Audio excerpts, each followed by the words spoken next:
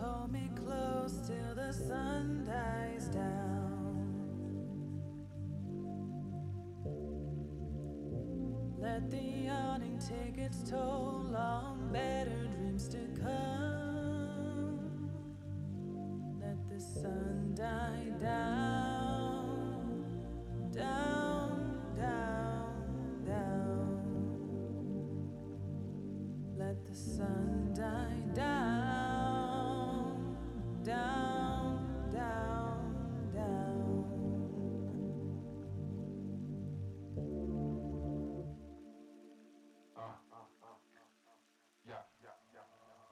Almost forgot to remember it. The goddess of dreams has always been illiterate.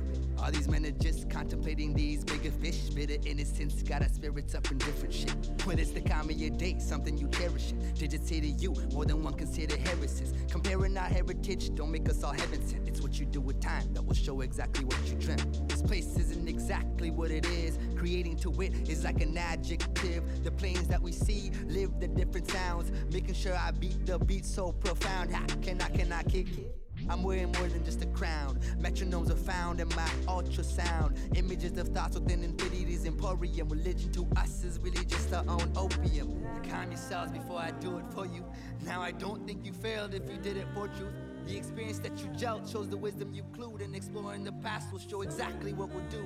Now judging our final credits, we rush to get ready for life's the waiting room, and love's the only medic, poetically meditating on beliefs of the ordinary, concluding that the universe is really just arbitrary. It's really just arbitrary. It's like these thoughts that swim on me every single day. And I'ma tell you exactly how I feel. You can know exactly everything I see is real.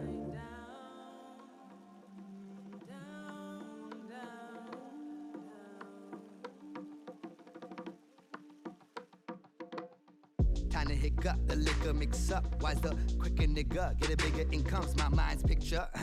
It's pretty detrimental. Rolling with kings, I promise you will never settle. Pick up the Midas King touch, must have made us identical. From our rhythm, black keys got us authentic, yo. Dark figures are what we truly are made of. We scared of everything, even the one who created us. Even the one who created us, yeah.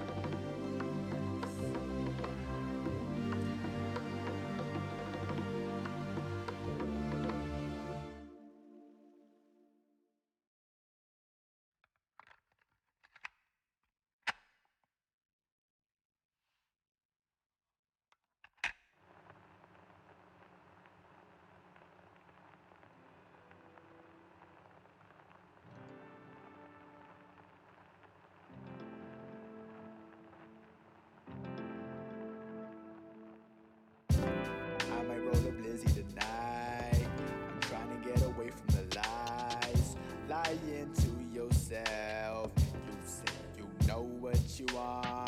They tell you who the fuck you are and follow what they beyond. And when you get that paper, there's no paper beyond. And when you try to be different, everyone's eyes looking different. The love is a lie, they're indifferent. Jehovah Allah, what's the difference? They watch our lives and forgive us. Explain all the sides in between us. Are we like brothers and sisters? I don't know no more. Cause we be killing slow. Yeah, we be doing things that usually we'd say no. Damn, what the fuck are we going to? I don't know where we going to. We are full of chaos, so let's move on.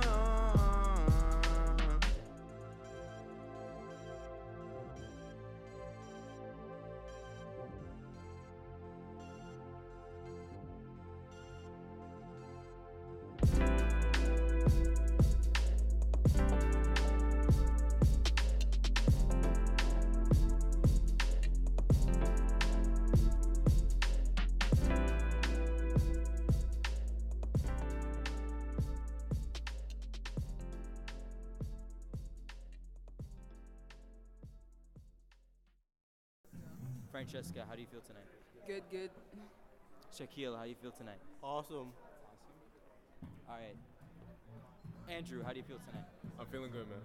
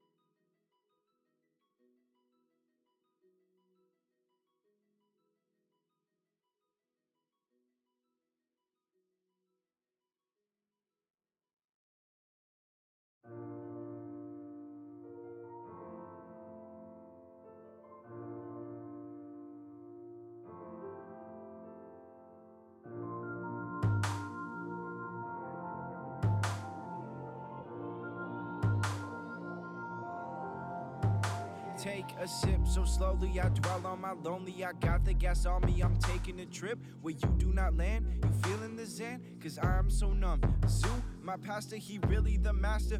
We do not ask, we just answered. He killed the beat quicker than cancer. In the booth, whipping my craft up. Mirror gone, no one can match us. Light up the stooges as bright as a mattress. I don't do shit just to do it. I go in precise as I planned it. I am a thief, I'm a bandit. On my shit, I am so candid. I recall times never heard of a mattress. Pop just be slaving away for a check that just never could match it. But damn it, my passion. Riding that rig just to fill my tummy. Always acted scummy. Mom showed that she loved me, but never did mention.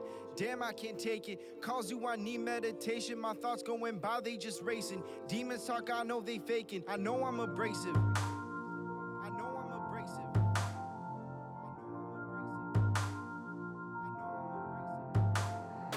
Let creativity flow. My niggas swear got the city in smoke. In an ocean of a million boats, I made this nigga float up higher than most. But I'm asking myself for my plans. The bigger, the hunger, the eager demands. I swear most of this is not acting. Directing the art of creating and crafting. The master of passion creates up the canvas to paint the imagined magic of what happened. It's all about practice. Find flow and letters I match with. Takes discipline in controlling distractions. Examine reactions to avoid many tragics and moving your fashion. My whole goal of changing you to the ship's captain. Have you work on everything you're lacking and come back non-stagnant.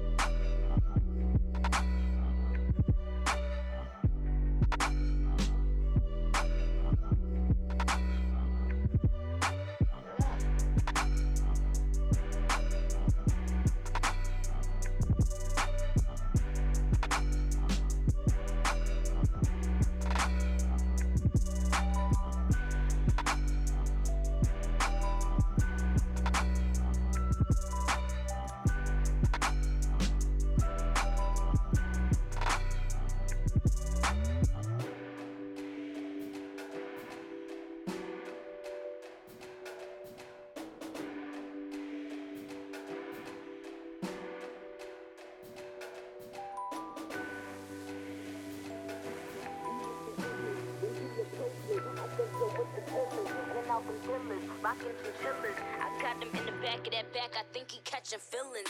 Now it's all eyes on us, and it's all eyes on trust. And if you bitches wanna trip, tell them they tour guys on us. This kitty cat on reclusive, he ducked up in them boosters. I put him on in that noodle, now he only fuck with exclusives. Like, my name Nick, New York in this bitch. You got the right one, all them hoes ain't never like them. Nigga, you know you never wiped them. None of them niggas ain't never hit this. Still at the top of all they hit list. What they gon' do? Beacon Nick.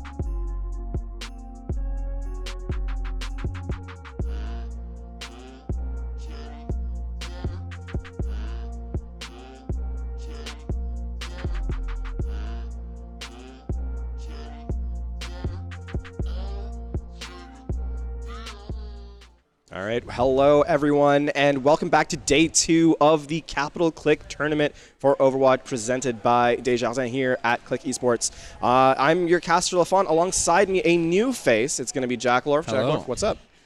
So I'm Jack. I'm actually in this tournament as well, LaFon. So yeah, you're going to be our inside voice for this game. Coming up in just a bit, it is going to be Crabbers versus Blizzkill. Get a quick look at the bracket in just a moment here. But here we can see how the kind of games played out rather yesterday. Some good games, actually. I think, coming to mind was Ottawa Degens, Ravens Black versus Blizzkill, actually. That was a couple of really good games there. They played twice yesterday. The double in bracket. We are down to our losers finals and the grand finals today. You are on the Carleton Ravens, the varsity squad, and you will be in the grand finals. But we got a little bit of a time to have you here in this match before the game later on today. So, I guess the question here is, what was day 1 like? How were the teams? What was the kind of environment like? That kind of thing. Well, for us, Crabbers was actually really good competition. Yeah. So I do expect them to have a little bit of an advantage in the coming match. Right. So we'll look at that. They had some amazing Pharah gameplay, which was tough to play against in the match. And off of that, my team is playing the winner of this match. Okay. So this will be a very fun game for me to watch and cast Right, alongside right. you here. So, yeah. All right, so we have, looks like some replays coming up in just a moment from the games yesterday. Actually, this is going to be Carlton Ravens Black versus Blizzkill, that game that went on, that we said that was so close. This is the first one of the night, I believe, or first one of the day, where Carlton came out on top just barely. They did end up falling to Blizzkill in the second in the rematch, so that was a little bit of unfortunate for them. But it was a good match nonetheless. Went to 3 maps, all 3 maps being played for the first time yesterday, and that was pretty impressive. So, give us a quick rundown of these highlights as they play back and sort of what you're looking at as we kind of what you expect to see from the team. Yeah, so 2 great matches yesterday. The first match, Carlton Ravens was on top, and Blizzkill lost. So they made some adjustments, came back, and then came back to beat Carlton when it mattered. So I see them as a team that can make adjustments on the fly. They're very adaptive, and I think that'll help them out in the match to come. Yeah, and you kind of highlighted the Farah from Crabbers, because remember, it'll be Crabbers versus Blizzkill at the moment. So one thing that you kind of highlighted was that, the Farah play, we're seeing a lot of Farah play here from Blizzkill in this particular instance as well. Do you think there will be a matchup there, like a counter matchup? And if so, who do you think is going to come on top? Oh, it's going to be tough. Crabbers plays a really good Farah, so they're going to have to dedicate at least 1, maybe 2 players to counter that, but we'll see how they do it. I can think they maybe play a McCree, or they just play a heavy Reaper Doom and focus on the tanks. It'll be interesting to see how they deal with that. Right, so... Yeah. The other thing we can kind of talk about is the meta of the tournament so far. Sometimes tournaments will have sort of things like play a little bit differently than you'd expect for a long-standing league, sort of like we see in the Overwatch League, where things will change in the moment because the teams are kind of playing up to each other. We did see a ton of Farah as such. Did you think it was a little bit, was the meta just a bit different than you expected, or is it kind of like, okay, yeah, this is teams just playing, kind of standardly throughout? I think it was a bit of an extension from the meta, so we did see a lot of Reaper Doom, which is pretty standard. And we also saw some Mei, some Farah, which is pretty interesting to watch, honestly, see how these teams play that. I think that might just come out of them being more comfortable on those heroes. That's right. Well, that is going to be it for our replays. We are going to be heading into a game right now. We're going to open up with Lijiang Tower as our first map here of the day. Crabbers versus Blizzkill as our matchup. And it is going to be, the best of 3 again. Remember, only the grand finals being our best of 5, or first to 5, I suppose. We are waiting for players to load into the lobby fully, so as soon as that happens, we will get ourselves underway. As we said, the moment is going to be really interesting because Crabbers, as we said, had the Farah play coming in, but they also just played the Orisa Sigma a ton as well. That's true. And they did play Orisa Hog as well. Yes. So we'll see. They actually played that on this point specifically. So we'll see if they come out with that again. I don't think we can take anything out of this. This play. This is people just keeping themselves warm right before the game actually starts. And I wouldn't expect to take anything seriously from here at all. Looking forward, right? We talk about this. Crabbers definitely have the advantage in this matchup. In the sense that. They are the team that we think is going to be better, right? They did play up against the varsity team from Carlton pretty closely, even though they did drop 2-0, right? They still play them very, very closely, and I think it's going to be really interesting to see how if they can continue the sort of the walk forward in that sense, or if it's going to be if Blizzkill has it in them to kind of play up against the Farah specifically. Because I think the one thing Larry did yesterday, who was the Farah player, for Blizz or for Crabbers, was that he was getting a lot of value. Building barrages really quickly, staying alive, getting really good concussive blasts. I think actually is probably the bigger one. Sort of sectioning off the team, and from goats to the current meta, we're seeing a ton of death ball-esque sort of places. So if you separate the team, they become a lot more vulnerable. But also Larry playing the Farah in that aggressive style does leave his rest team vulnerable. He could be open to exploitation there, so we'll see how Blizzkill does against this. Yep. All right, we are headed into match. It is going to be Night Market as stage number 1, and we are getting ready to see how these teams play it out. Nothing surprising too far from our team on the right in red. Yeah, on Hanzo for Crabbers right now. We'll see if they stick with that. Yeah, the Hanzo Symmetra, which they did play at one point, actually, in the game yesterday. True, on King's Rail. Yep. Was not very effective, but that may change here. The teleport out of spawn is not unexpected. We see it a ton at all levels of Overwatch. He may switch back, and it looks like he, in fact, will, as the team teleports through. Nick taking the slow way out. We are going to see a Pharah mirror here, right. So that'll really highlight the Pharah gameplay that we've been touching on. But the difference is the Reaper and the Doomfist. So yeah, pretty standard here from Blizzkill in this sense. The Reaper is more common than the Doomfist when you're looking at this composition. Modern DARPA playing a very aggressive Orisa here. I haven't seen Diva in a while, as you will well know. And Blizzkill already getting that first kill, second and third as well, and this is looking very good for them. This was a pretty interesting start from Crabbers. They were very slow on the re-entry and ended up just getting wiped out there. Larry did do a ton, well, I was going to say did a ton of damage, did get eclipsed by, I'm going to say Barcode. yeah, Barcode did a very good job there. Was playing right over the entire team of Crabbers and was getting so much value throughout that fight, and we can highlight that on his ult charge right now. He almost has Barrage, so does Larry. But on the defensive side right now, Blizzkill could have the advantage using that ultimate. Well, that being said, Turbo playing up very aggressively. Kaylee has already down the Mercy, no longer available for Blizzkill. Barco going to have to play very much more passively as they need the fire to stay alive to continue that damage. Jurassic all the way in. Larry with that Barrage takes down the main tank, but not going to be much more as Jurassic doing his absolute best, but it's not enough. The team has already collapsed around him. Crabbers getting taken out one by one, but the life pool for Blizzkill is so low. The accretion from Nick, and it is not nearly enough to close it out. However, it is going to be the Doomfist versus on the point, and that means you have to give the Doomfist so much respect. Jurassic kiting for the moment, does not believe he can take that 1v1 against Turbo. A reset happening slowly here, and the point is being controlled the whole while by Blizzkill. Yeah, so many ultimates being used in these scrappy fights. But we're seeing Bongo come up from Modern DARPA right now, so I think that could be a big fight changer in this if they look to continue this fight. Yeah, the fight is trending towards Crabbers' favor here as they get the kill after kill. The point will flip over, but not before it hits that 70% mark. We are actually seeing a switch from Contra. Widowmaker. Yeah, he switched a couple of moments ago and did a ton of damage, but no final blows. I think that's not a bad answer to counter the Pharah, but it's going to be very difficult to do anything other than that. Right. Looking at the Orisa Sigma double shield, he's going to have a hard time getting value out of that if Larry plays a little bit more passively.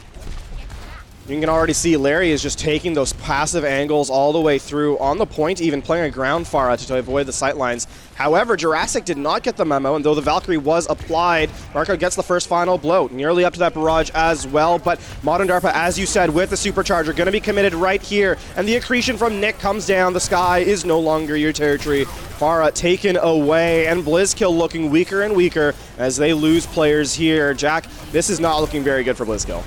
No. Crabbers have the advantage in ultimate economy here as well. There's going to need to be a massive play next fight from someone on Blizzkill to turn this around, because at this point in time, Crabbers has kind of got the ultimate economy, they've got the fight win, and they're looking very good. And the big difference maker here too is that Contra does not have pushing power, right?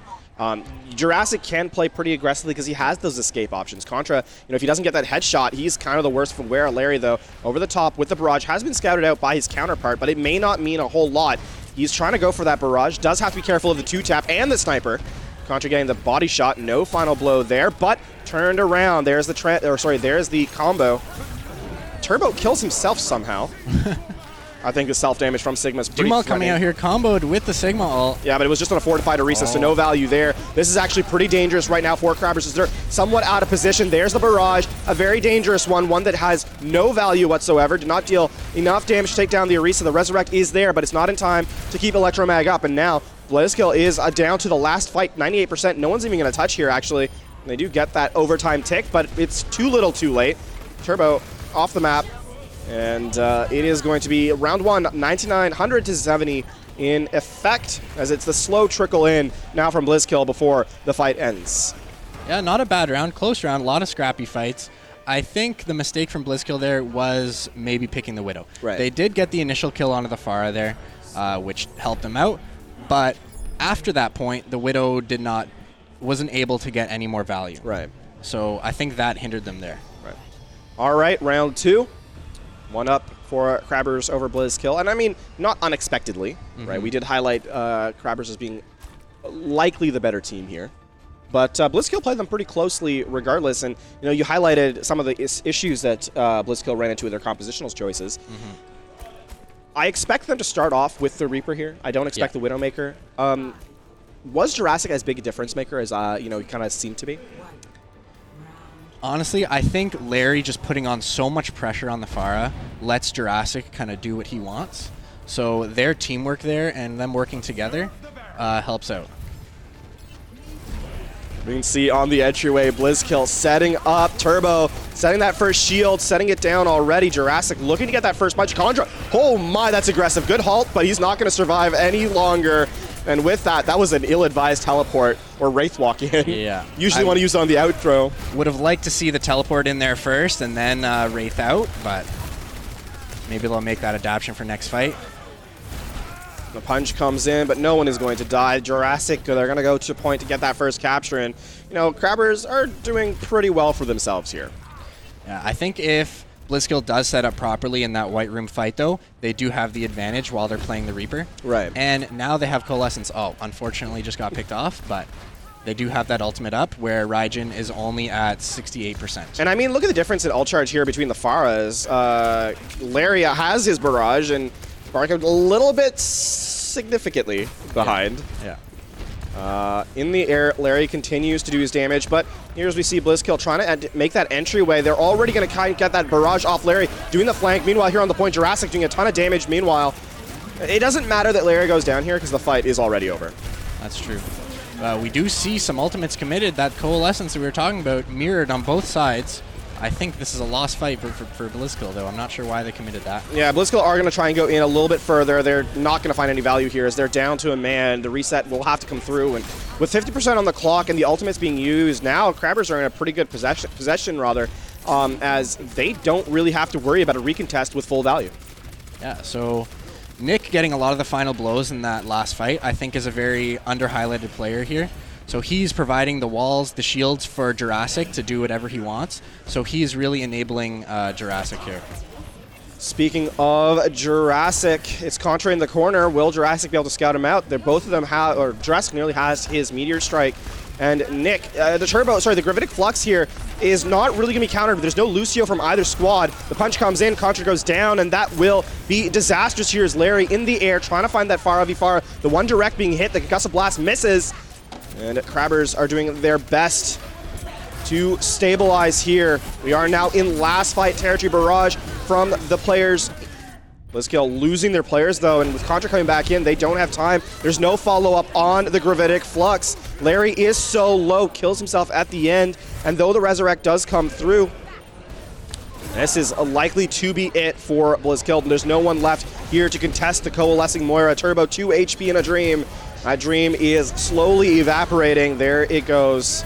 And with that, this should just be the couple of cleanup kills required for Crabbers to take map number 1. They're making it tough, but it's not.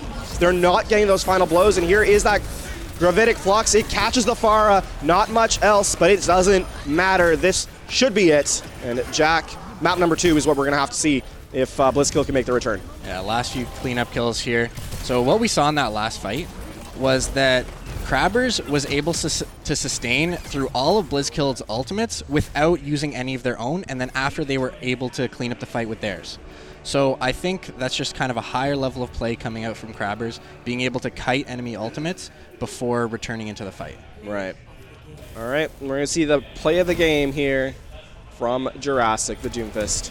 This is that retake, or actually, this is, interestingly, this fight is still lost. Yeah. But he does get a couple of kills. Big play, though. Yeah, big plays. And we are going to see a reset here, map number 2. Obviously, loser pick on that option, right? So we do have, I believe it is Hybrid next as our map type. And Blizzkill will choose to go to a specific map. We did see a ton of Kings Row yesterday. Yeah, a lot of the teams here really like Kings Row. We played, did we play Numbani? We saw Eichenwald. Eichenwald. Or, sorry, Hollywood. Hollywood. All right. We are going to get a quick restart here. Don't go anywhere. We'll be right back. All right. Welcome back. Small technical difficulties. My name has changed. Nice. Yeah, so Jack Lorf here with me.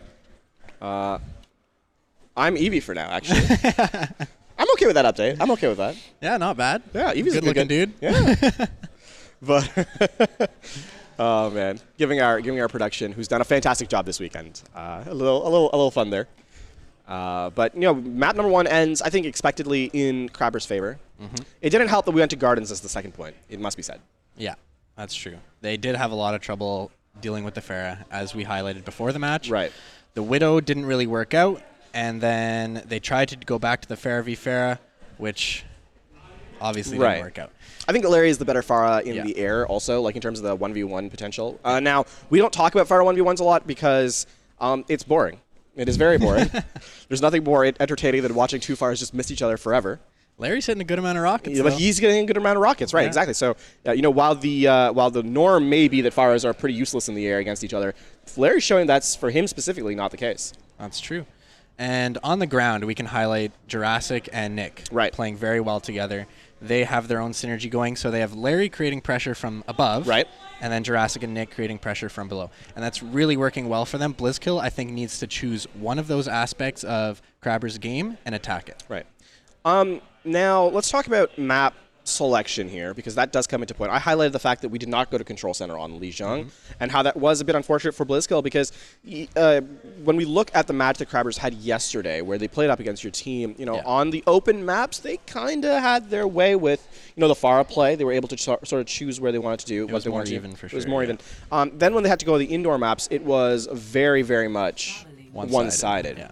That being said, we are going to go to another map, which actually a ton of Pharah is played on here, as we are headed to Numbani. It's an interesting pick. It is an interesting pick. Blizzkill to not take away the Pharah there with map choice. So, we'll see how that goes. We won't look at this. Yeah. We won't look at this. This doesn't mean anything. These players are still loading to the lobby, so we'll wait till they finalize. Looks like we have a pause, some technical difficulties perhaps. When we get some more info. All right. We are just figuring out which side getting attack or defense first, so it looks like we might have a quick side swap in that sense. When we talk about, actually let's talk about a couple of rumors we heard this morning. Because some interesting news on the way for Overwatch. Oh, Overwatch 2. Yeah. Well, you just came out there and said it. Nice. But yeah, we did hear about Overwatch 2 being possibly announced at BlizzCon. Yeah. And that's only, a few days away? A week. 4 or 5 days away? Yeah, a week. Yeah, a week. So, I'm going to get that pretty soon. Yeah, I guess 6 days because they usually do announce on the Saturday. So,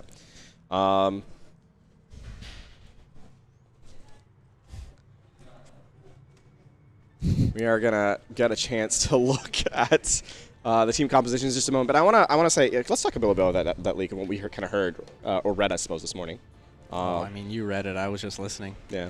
So we are gonna see. I believe it is going to be what was it? Overwatch 2 with a PvE content. Yeah, more PvE content. So. Yeah. I think that's something a lot of people have clamored for over the time in Overwatch, that they do want to see more PvE content. So that'll be exciting, and obviously I'm interested to see how the what do you call it goes, competitive side of things go.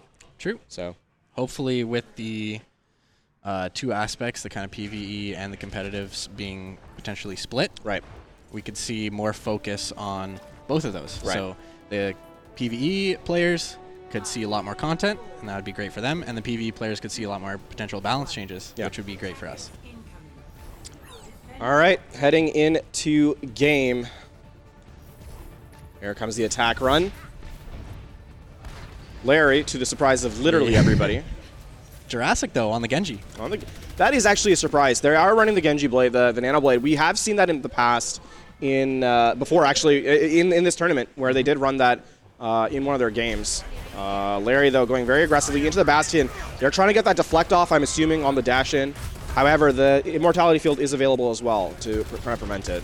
Turbo doing a good job shielding Larry off here, not letting him get any poke on their Bastion.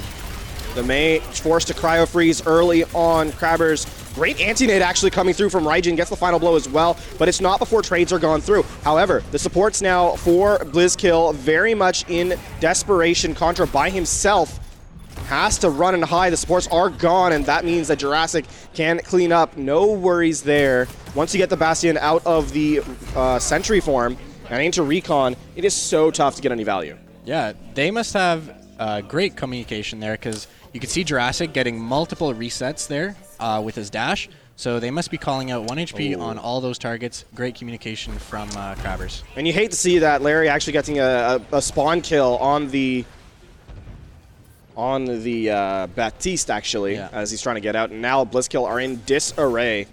The likelihood of them having a single good fight here on second is very low.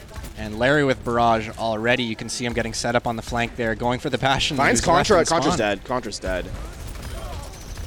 Nick, though, down. This is looking a little bit better. If they can kind of find this kill, if they can find another kill here, Blizzkill will be in a pretty good position. There it goes. Larry forced to recall out. The damage no longer online here. The support's definitely not as well. And with no shielding available for them, you can see Blizzkill are going to get some spacing here. Barrage nearly available for Barcode. What once was a particularly dangerous situation is now pretty even. And here the Resurrect is available. That's a very bold attempt. They want to retake this fight right now. Larry is on the flank, but it does not matter if the main line ends up losing. So here comes that setup. Larry behind the concussive blast in. The Barrage finds 3, and it's going to be, even though the return is there, it is too little too late. Blizzkill should end up falling here, and that will be it for the hold on second phase. And unfortunately, Blizzkill didn't take that fight far enough. Now they only got 1 fight on the whole second streets. That was really impressive there from Barcode. Yeah, hits the double direct, the just no longer kills, so he splashes the wall to get the remaining damage off on the... And he gets out. And he gets out. It was very interesting. Nick just looking at the Pharah. They had a little bit of a moment there. Yeah. Concussive Blast out there, wants to keep himself alive. This is really dangerous, though, because the map has pretty much gone through the entirety of the first half, and no real contest has been given by Blizzkill. They are going to have to, back up a little bit. A very aggressive hold likely necessary here as they need to burn time off the clock. Here comes that Dragon Blade. The Nano Boost on top of it does not find a kill. A great halt there, but the reset was given off the time. However, they bled out most of that Dragon Blade. Yeah, good ult usage there. Now we have the Sigma ult and the Orisa ult still up for Crabbers. So they are ready to take this next fight, which will be the last fight. Another emergency switch here from Contra, who switches over to the Widowmaker. Here comes the Gravitic Phlox. It'll find 1. Not enough, though, as Turbo gets caught as well. The shield up in time. The healing there from the Moira. But in all that, it is Nick dealing damage with the Supercharger. And that will be Crabbers capturing the entirety of the map in 4 minutes, 1 second. A very quick run through Numbani. Yeah, quite clean. They had a little bit of a hiccup on the second phase there, but other than that, very clean gameplay from Crabbers. Now, Slide Slot comes through, and Blizzkill have their work cut out for them. Oh, yeah. I think it's probably a nice way of saying it. As, again, remember, this is a first to 2, so if they are unable to complete this map, the series will be over. I think you have to think, take one step at a time, right? You can't think about the time bank. You can't think about, oh, this is the end of the series. You got to think about just completing the map. Yeah, but I can see both teams here being quite nervous because this game decides who gets prize money. Right. Because only first place and second place get prize money. So this game will decide who gets that guaranteed second place. So we are going to see what happens here. Round 2. Hanzo coming out. And Widow Ashe. I don't know if they're going to stay on that for Blizzkill, but... I mean, this is a pretty standard comp, actually, from the defense, when you think about it. The Ashe... No, sorry, not the Ashe. I was looking at the Ashe. The double shield with a Bastion. The Hanzo's the only difference here, but it kind of fulfills the same purpose that Pharah does, in terms of spam projectile damage. That's true. That's interesting that they wouldn't have Larry on the Pharah, though, and then Jurassic on the Bastion. Right. I think that might be a little bit stronger. He's actually playing inside the team. Now, that's a bit of a difference, because one of the things that you have the Pharah for is to create crossfire on a stationary target. With the Bastion being unable to move while he's in sentry form, it is very tough to have. You need the Pharah to sort of draw aggro away, because otherwise you can kind of just walk under the Bastion and kind of avoid all the damage that goes through. Yeah, and I think Blizzkill on the blue side here is expecting the Pharah. They have the Widow already, so they might be a little bit disappointed to not see it. Big difference here is you don't have that second shield, so you're already taking so much damage once the Orisa shield gets broken down. Blizzkill, they do not have protection, and that means the Widow, sorry, the Mercy there gets taken out immediately. Great wall, but it is not enough, as no one can follow up on that on the Bastion. He is out of the Immortality field, but it's too little too late. Yeah, they have to go back to spawn and kind of rethink this, the Widow and the Hog here. Yeah, I'm not sure what either of these characters will actually do in this environment. There's nothing here to really shoot at, right? Especially with no Pharah, you're not even playing. You have everyone playing behind a shield. Yeah. Another swap comes through here as Turbo is on the. Yeah. So Sigma the himself. Contra is heading back to spawn now. Right. A little bit of a delay in time, but that's okay to get the right hero. Both DPS ults coming up from Crabbers here, so I think this should be a pretty explosive fight for them. But we see the window up for Kaki Shiara, so that could be a game changer as well. And with the Bastion now, with Contra going to that hit scan character, in a straight up 1v1 in terms of sheer damage output, you have to favor our team in blue here in Blizzkill. Yeah. Big problem though is that, as you said, the Dragon Strike is going to be available here from Jurassic in just a moment, and that with the Sonic Arrow here, the expectation is just that you're going to put it down through the wall. Oh, they take Larry out. This is a good start, and though the Dragon Strike is online, it is too little, as everyone just gets melted by the window. Yeah, I'm very surprised we didn't see Dragon Strike there, because that is a very stationary comp coming out from Blizzkill. Both teams actually playing stationary comps. The Dragon Strike from spawn, as they're going to try and retake this fight here, Crabbers. The wall is up, the Immortality field, preventing everyone from dying, but it is too little too late as Nick goes down, and the Dragon Strike not going to find value, and another wasted ultimate, in fact. Larry finds one, but he gets frozen, and he kills himself, actually. Yeah, I'm not sure what he was looking for with that. Maybe he's about to swap. It very well could be. Could be going to the Pharah. Let's see. We are actually seeing onto the Reaper. So onto the Reaper. Okay, so some interesting choices here. And we're seeing actually a more standard composition come out from Crabbers in this fight. Larry then going over to the Pharah here. I would expect Jurassic to... I think if you're playing here, you have to go over to the Mei. Yeah. Right, if you're playing up against the Bastion. Either the Mei or the Reaper. Or Reaper. But not Hanzo. Hanzo. No, the Hanzo, I think he just doesn't want to walk it back to spawn, so... Oh, early Bongo. We have 3 ults online. May Blizzard coming out. Oh, but it's in fact the defense who gets the first kill and the second. The third's coming through. This is going to look pretty good though for Blizzkill as they end up with the final blows. Contra with the Bastion. Oh, the wall not quite in the nick of time, but it does not matter. The point will be captured regardless. And a pretty blistering pace set by both squads to the first 2 points. Yeah, I think Jurassic has to swap here. I think the Reaper or the Mei is the pick, but looking at the ultimates, we do have Sigmal first for Crabbers here. So if they use that before Turbo has his ultimate, which they are. A very aggressive start, but the Immortality field is down. However, Jurassic with the Storm Arrow took it out in the nick of time, and that meant Nick could get the Gravitic Flux. That will be a reset now from Blizzkill as Crabbers ends up holding rather smartly, and it will be a pretty clean fight in the end. Yeah, well done from Crabbers here to use that Sigmal very early because Turbo didn't have his yet, so they didn't really have an answer for it. So that was a great engage from them, great way to notice that. Jurassic with the Dragon Strike yet again. Larry nearly with the Barrage, but it's 4 ultimates up against him. There is the Dragon Strike, but the Amplification Matrix dealing what it can. Contra could not shoot through it. Here comes the Gravitic Flux. It captures 2. No final blows though. Contra resurrected back into the fight, and now Blizzkill showing a little bit of bite. Jurassic knocked to the ground as the Ash hitting the Dynamite finds some damage. Larry in the backline again. He's not really. Did anyone even die from Blizzkill? No, so he's not spawn camping so much as just existing behind. A swap from Jurassic as he goes over to the over to the Doomfist. Setting up on cart is Contra. This is a very dangerous situation. The Accretion, though, does not find what he's looking for.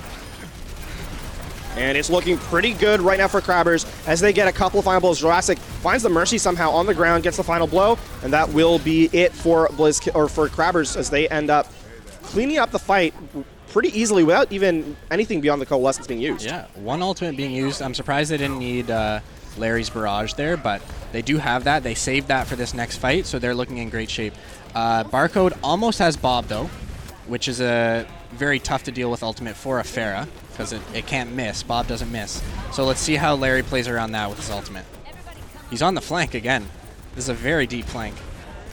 The problem is that the Mercy is at the...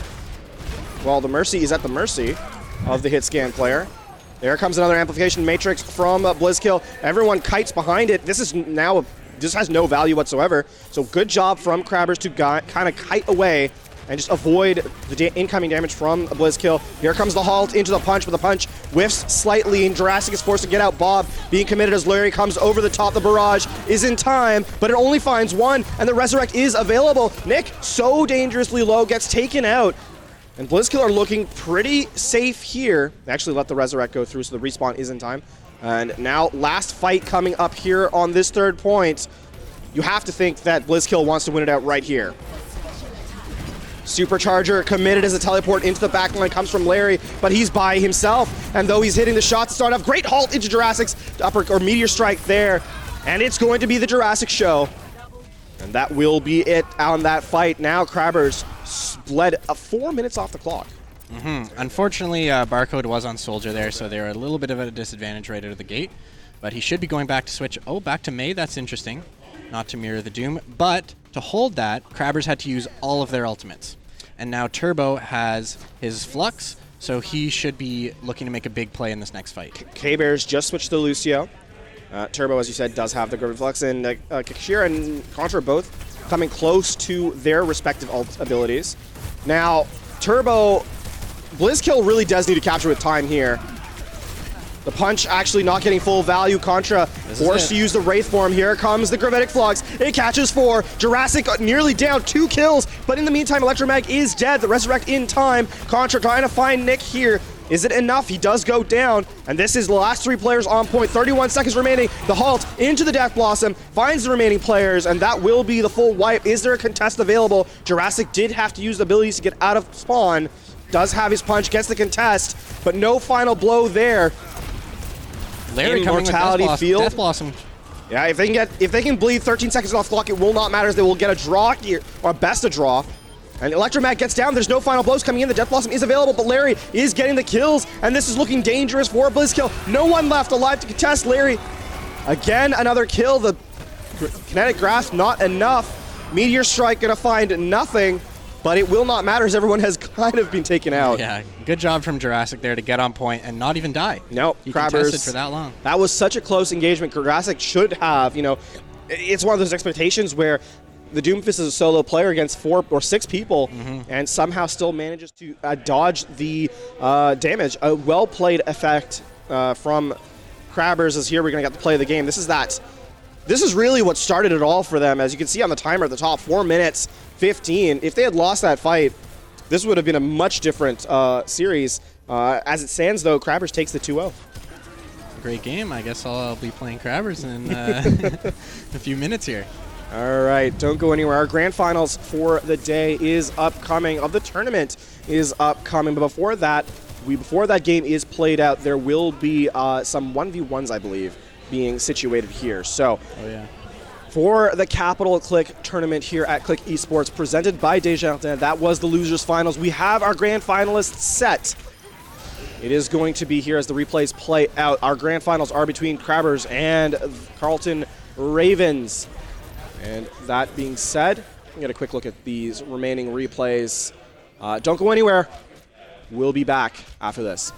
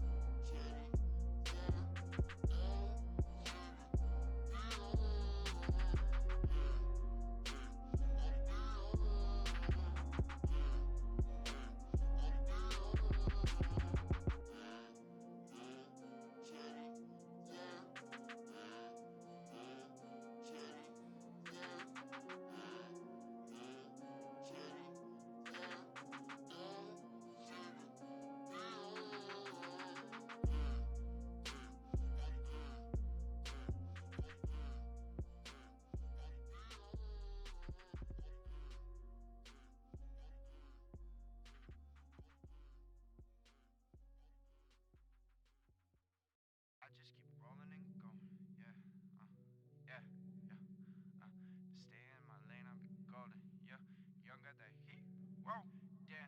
All I ever wanted was some money in my pocket, on crib, new whip, some clothes that's flossing, bad bitch, fat ass, says she gotta be bossing, I ain't there yet, but I make my way, no problem, make the shit that keep your head bobbing. Hit the stew ass, he what's poppin', he ain't telling me, made this remedy to soothe my soul and just take control, pay my lane, now it's time to hit the road, here I go now. Never stop for a motherfucker trying to hate. Throw my piss jug out, hope it get in your face. Show you a disgrace and a waste, man, how that tastes. Zoo. Take a chance, I'm rolling with no pockets. Take notes, mister, never started as a novice. I must have made a promise, giving more flow than a faucet. I never lost it. Got you leaving your own closet, so check out my progress, always on offense. Crazy mindset, making same footsteps. So follow the sun, don't get burnt with my flames. I'm not the one to be blamed, I'm not chasing the fame, so let me tell you what the fuck is up. How can a man chase a dream born with an empty cup? Leading a life that was lived to a minimum. He watched his ideas get twisted up by the media. I give it to you straight, boy, I'm never second guessing. If it's a battle that we partake, you know it's to the death, kid. Cause I ain't stopping this shit until I'm fucking dead, kid. I've always wanted respect to the craft that I excel in. He got the fire, better start to dwell in. I know we got this sauce, where's the spaghetti? Fiending for the munchies, young please help me. And Zoo don't tell me to murder the track, but I see no hands holding me back. So it's like that, nowadays rappers be spitting loose facts, thinking that they trap but can't give $1 to fill their mama Pontiac. No wonder why you a bastard, son. Killed it before it begun. Swayze a little crazy, but I know I'm not the only one. I spit some supercalifragilisticexpialidocious dope shit. Swayze from the third, boy, you know he exploded.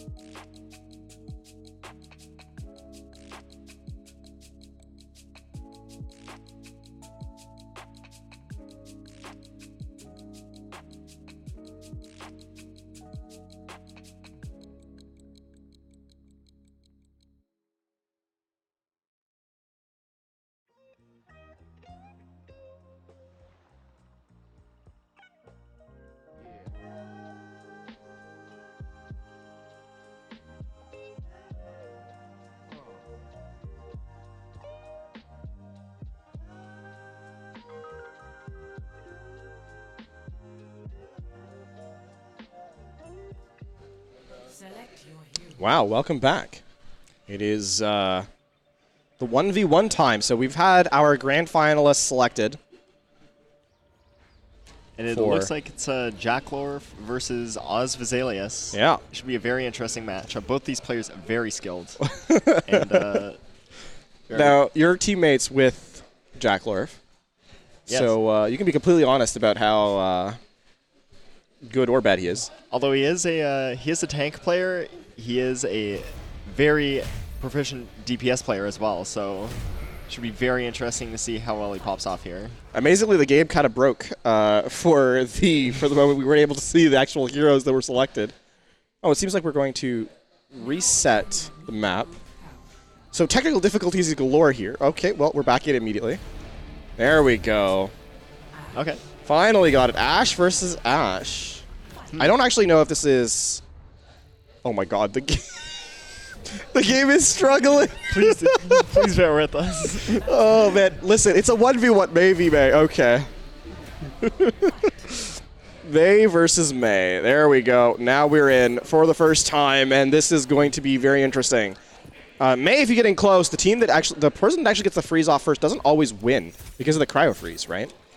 Yeah, Jack is from what I've seen, his DPS play is more of a hit scan play rather than a projectile play. So this should be very interesting to see if he can pull this off. We're going to see our counterpart. He does seem to be landing those right clicks, though. Yeah, Osvaldo forced to hit the cryo freeze immediately. Waits it all the way out, but Jack actually gets the freeze off in time. The wall right after that, but he missed where Jack was coming from, and Jack actually just left clicks his way down.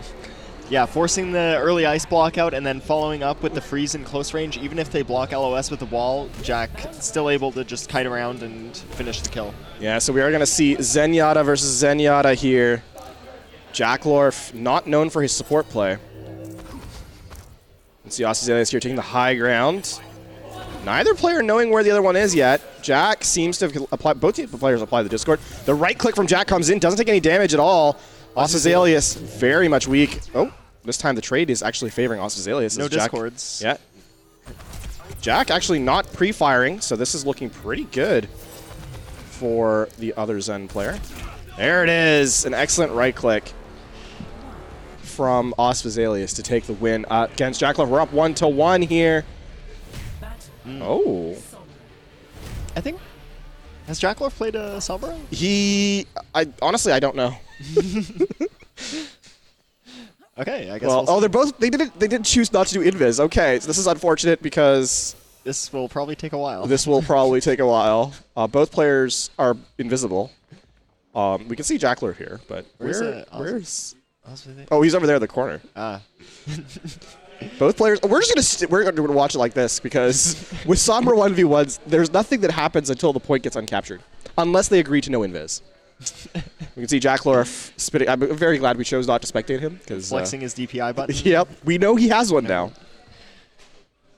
We'll change the angles a little bit here. Very exciting gameplay here. Yep, very encouraging from both our players. I think Osvaldo has that nice Demon Hunter skin. Limited time. Oh yeah, that's next week, isn't it? Is it? Yeah, because this week was the vampire skin. Oh. Yeah. For Baptiste. Oh, they're right beside each other. Neither player really knew that. Get a quick look here. Forced to recall. Oh, very weak. Both players have been revealed to each other. Ooh. Who will win out in the spam war? Oh. Actually. Taking an aggressive angle. Oh, Osvaldo's 4 HP. Impressive stuff there. Takes the lead. Just a little better at tracking. Just a little bit better. Okay, now we're speaking of tracking. Getting into a real 1v1. We got a Tracer 1v1. Osvaldo with the new Wraith skin, I think it's called. Oh, Jack Lorf gets the first damage off. Actually forces the recall, perhaps? No, there it is. But doesn't recall the full. Does not recall the full, no. You can see already 116. Actually, they're both very similar, 138. Jack with a definite health advantage right now. Actually, Jack with major health advantage can actually poke from distance here. Chooses to go all the way, and Osvaldo no dice there. Less of a contest there, it must be said, between these two players. Yeah, Jack just getting superior spam there and recalling a bit better. In the skin war, because that is very important in the 1v1s, both these players are about even. I gotta say, the new Halloween skins, though, coming out from Osvaldo, yeah, Osvaldo are pretty amazing. Jack with the first damage dealt. Does he force the Bionade? Bold! Just a 3-tap. Very greedy there from Osvaldo. Wow. Unfortunate there. Wow. Oh, no. It's time to bust some balls. Yeah, we can't say that on stream, by the way. The pile driver misses drastically from Jack Lorf. But Osvaldo just chooses to take free damage. Yeah, interesting use of the. Oh no! No, this is very unfortunate. It's a lot of damage in the grapple. And the aim has been a little underwhelming from Osvaldo on the wrecking ball. Probably with a 100 health lead right now. Yeah. Comes in with the. Oh, hits the. Misses the pile driver though. But Osvaldo misses the fire entirely and. A pretty dominant showing from the wrecking ball. You know what? We can flame Jack a little bit there. It was not a terrific ball highlight either. I will be honest there. Again, another support hero. The Halloween skin too from Osvaldo. He is really popping off there. The gold too. Wow. Gold gun. You got to favor him in this matchup 100%. Oh, but Jackalorf gets the first damage off. Which player is going to use the heal? Jack does as well there. Osvazelius forced to use his self-heal. Misses The the moon boots. Anti-gravity, is it an immortality field on a time? It is. Uses his own immortality field, Jackalorf, but he doesn't take it. He just walks out of it. It's a classic unlucky. No, that's not unlucky. That's just bad.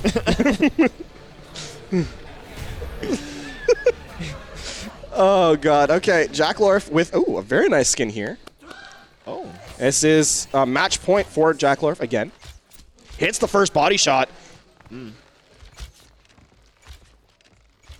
Osvazelius looking the worse for wear as he has the Sonic arrow on Jackalorf, but less than half HP. We probably won't see any Storm Arrow usage until they're closer. We might start seeing some of it here. Oh, not at all. And a Yeah. clean showing there at the very end. Wow. Jackalorf a perfect to round it out. I think, though, the moral victory definitely does go to Osvazelius after the Baptiste round. Not to put too fine a point on it, but if you're going to use your ability, make sure to stay inside the area. Sharpshooter, no, this was double body shot. This is not. Jackalorf, we both know Jackalorf very well, so I think he would probably laugh at himself on these. Some nice counter strafing. Definitely laughing right now. Yeah, he did. Yeah, you can actually we actually have sight on him. He is definitely laughing, not boomed as we thought he might be. Oh, God. So, that's a fun thing about these 1v1s. Then the silliness can come through. Definitely nothing but Clown Town here. Yeah. Well, they did take it pretty seriously. Yeah, pretty seriously. Yeah. But I mean, we're sort of laughing up a little bit ourselves. But no, the 1v1s are pretty competitive overall, and we've had some good ones thrown off stream. We're going to play out, I believe, the remainder of the upper bracket as well as the losers finals semis as well through. Jackalorf stays in the upper bracket, I believe. No, he actually dropped to. No, Jackalorf is in the upper bracket actually, so he is fine there. That was finals in the upper bracket, so we are going to see the lower losers bracket now towards the remainder of the stream, and then we'll move into the grand finals there. So looking pretty interesting. We have a selection of players remaining, and we will get the next ones into game as soon as we can. Here, Osvazelius is unfortunately... Oh, he drops to the lower bracket, so he'll be fine, actually. Gets another chance to redeem himself. Yeah, definitely a skilled player. All right. Before we get back into the bracket, though, we will be taking a short break. Don't go anywhere. Some more gameplay when we return.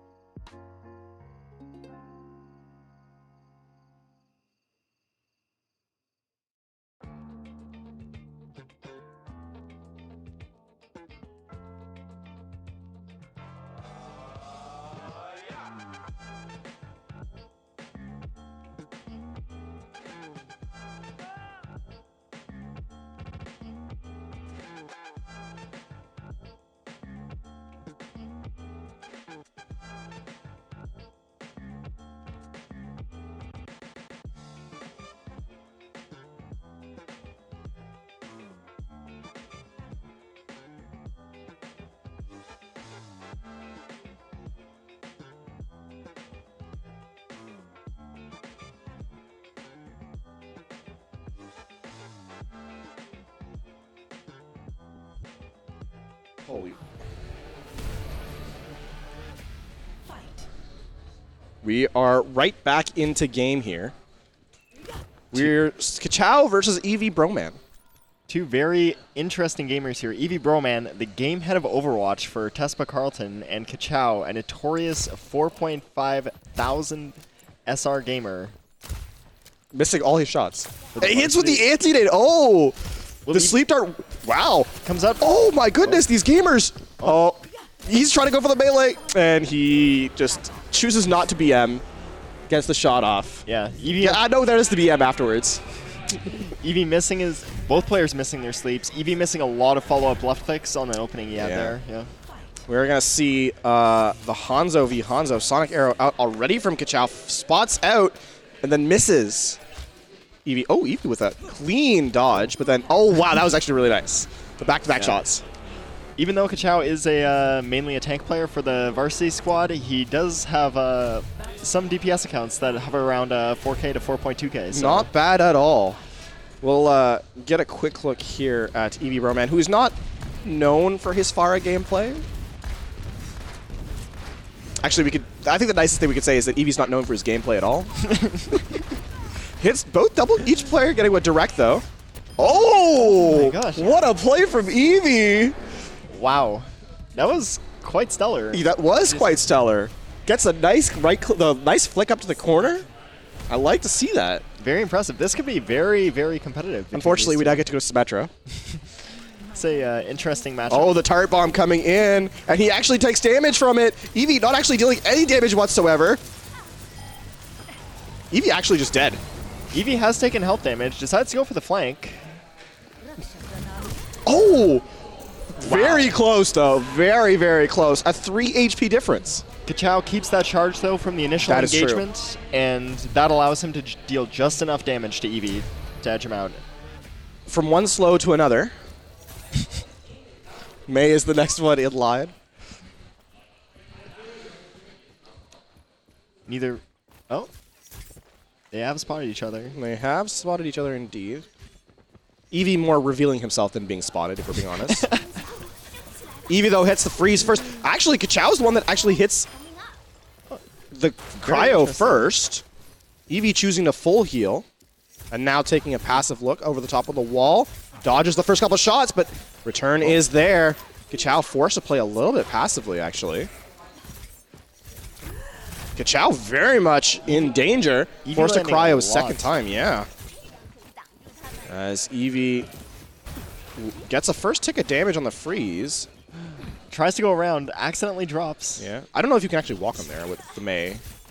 That's a good point. She's a little thick sometimes, you know? The hitbox being. But he dodges the sight line on the wall. It actually hits the freeze first. And Kachow comes in over the top afterwards. Eevee kind of lost track of Kachow there. Yeah. Yeah. Peripheral vision, what is it?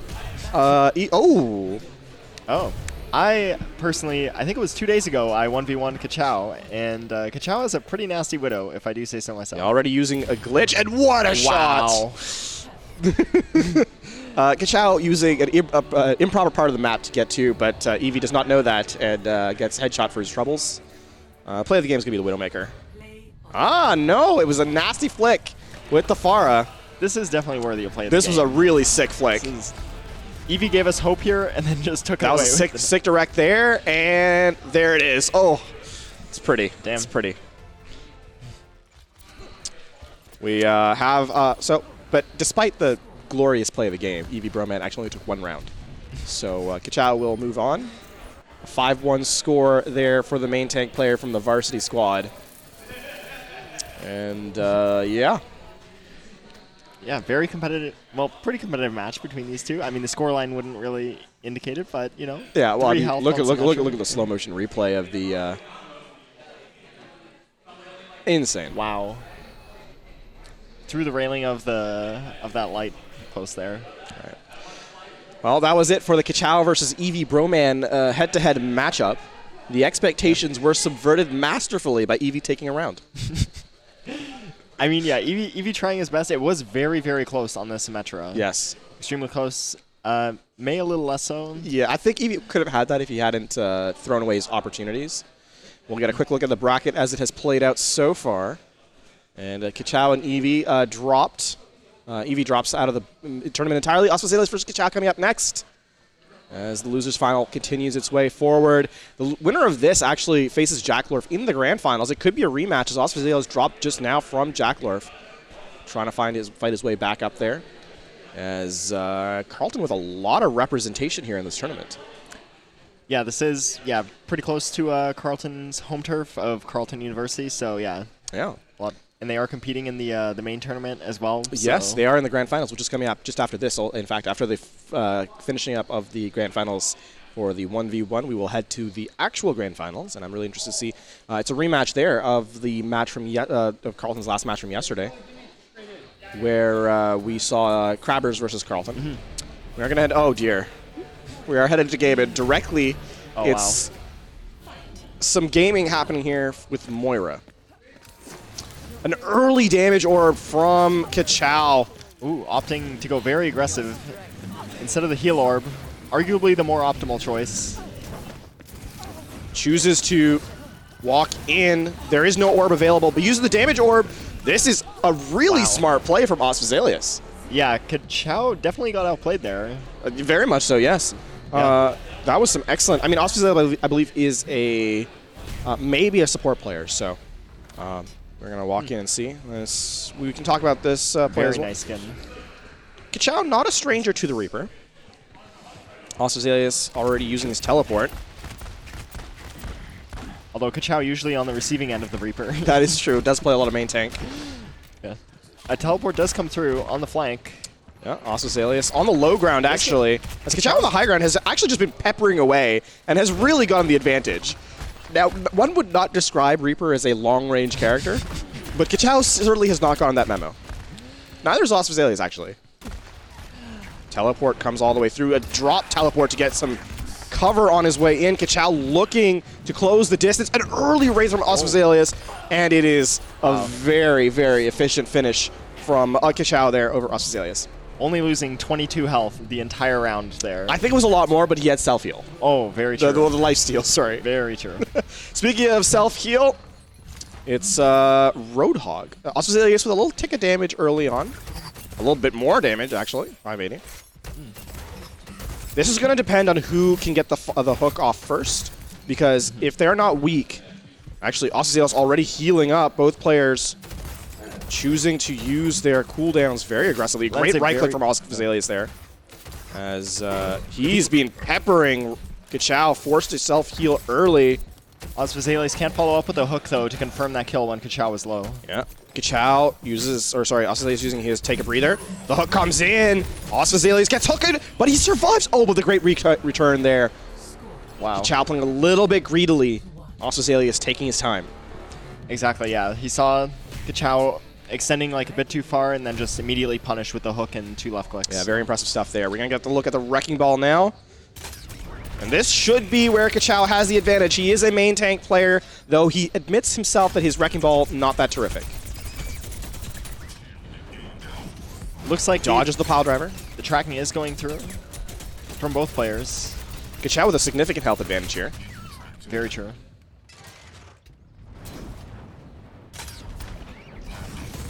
Very clean up pile driver into the damage, and it's going to be a clean run there from Kachao. No effort seemed to have been wasted, and we can see why he is in fact a main tank player. Yeah, Kachao landing some more of the of those 50 damage boops. Also, yeah, landing slightly more primary fire poke.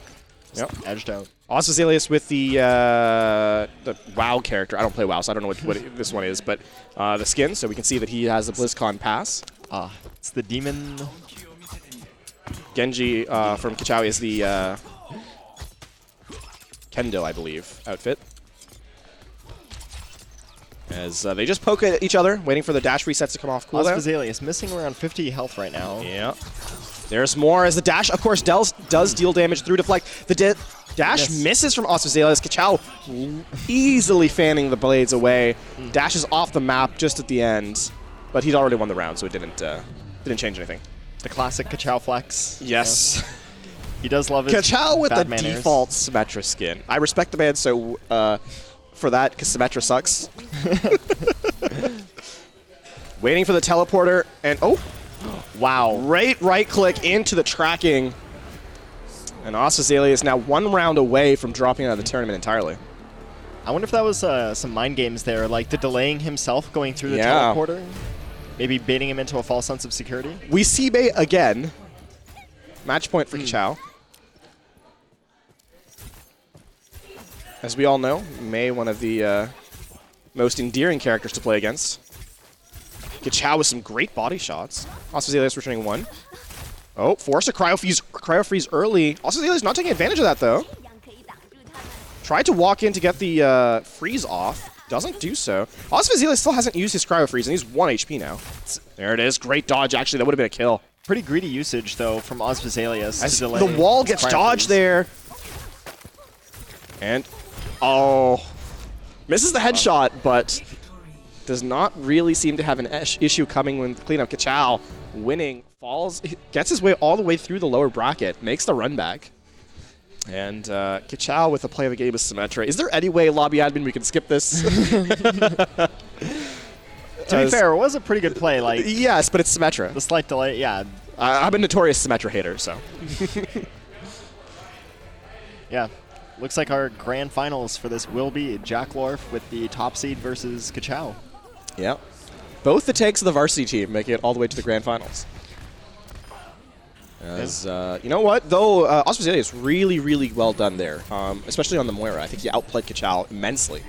Ka-chow had no idea what was happening and lost. So, Azalea, though, a well done effort. He makes it all the way to the. They make it all the way to the losers finals. So that's a top 3 placement for the 1v1. Very respectable from them.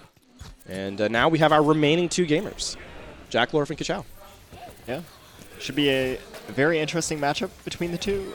I think in terms of overall SR, Ka-chow has a slight advantage, but Jack Lorf, I think, has historically been a little bit more flexible on the yes. DPS. Oh, we got this one here is likely Ka-chow's round because Jack Lorf. If Ka-chow is embarrassing at Moira, Jack Lorf is somehow worse. So. Oh. All right. I think we were replying to each other in some effect. Ka-chow, a very ambitious damage orb. That manages to find 0 value there. Jack not going in with his healing orb. But Jack doesn't actually have an orb now, whereas Ka-chow getting the fading effects of his. Ka-chow is somehow still actually taking more damage. Jack Lorf does not want to take the advantage. Oh, Jack is so weak here. Both players try to melee, but they're not low enough yet. Ka-chow missing where Jack Lorf went. Finds him at the end. And this is looking pretty dangerous, actually. Oh, Jack Lorf on top. Ka-chow going very aggressive with those damage orbs, not properly tracking the healing cooldown on... Yeah. Jack Lorf used to be a main support at one point. Played at Ana, though.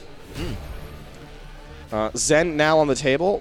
Jack Lorf looking to take a 2-0 lead. A reminder, Jack Lorf is the winner's bracket finals. Or is that represented from the winner's bracket, I suppose? Both teams, both Zens. Oh, Ka-chow's so very weak. A single health point. It is, of course, going to regen some of the shield, but Jax comes back too. So Jack full HP. Ka-chow comes in over the top.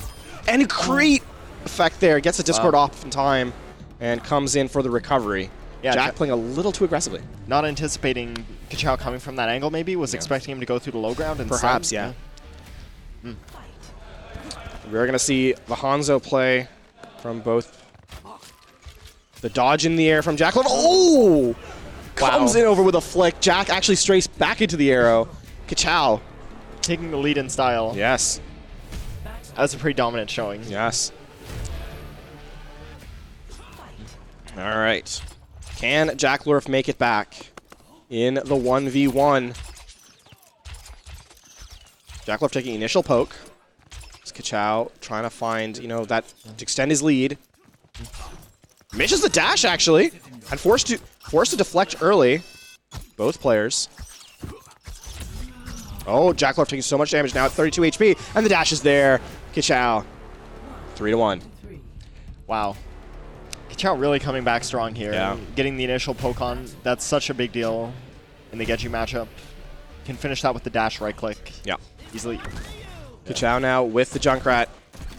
This is a character he actually plays a ton of. The J Silly, as he lovingly refers to it. The long-range Junkrat is not exactly a common tactic.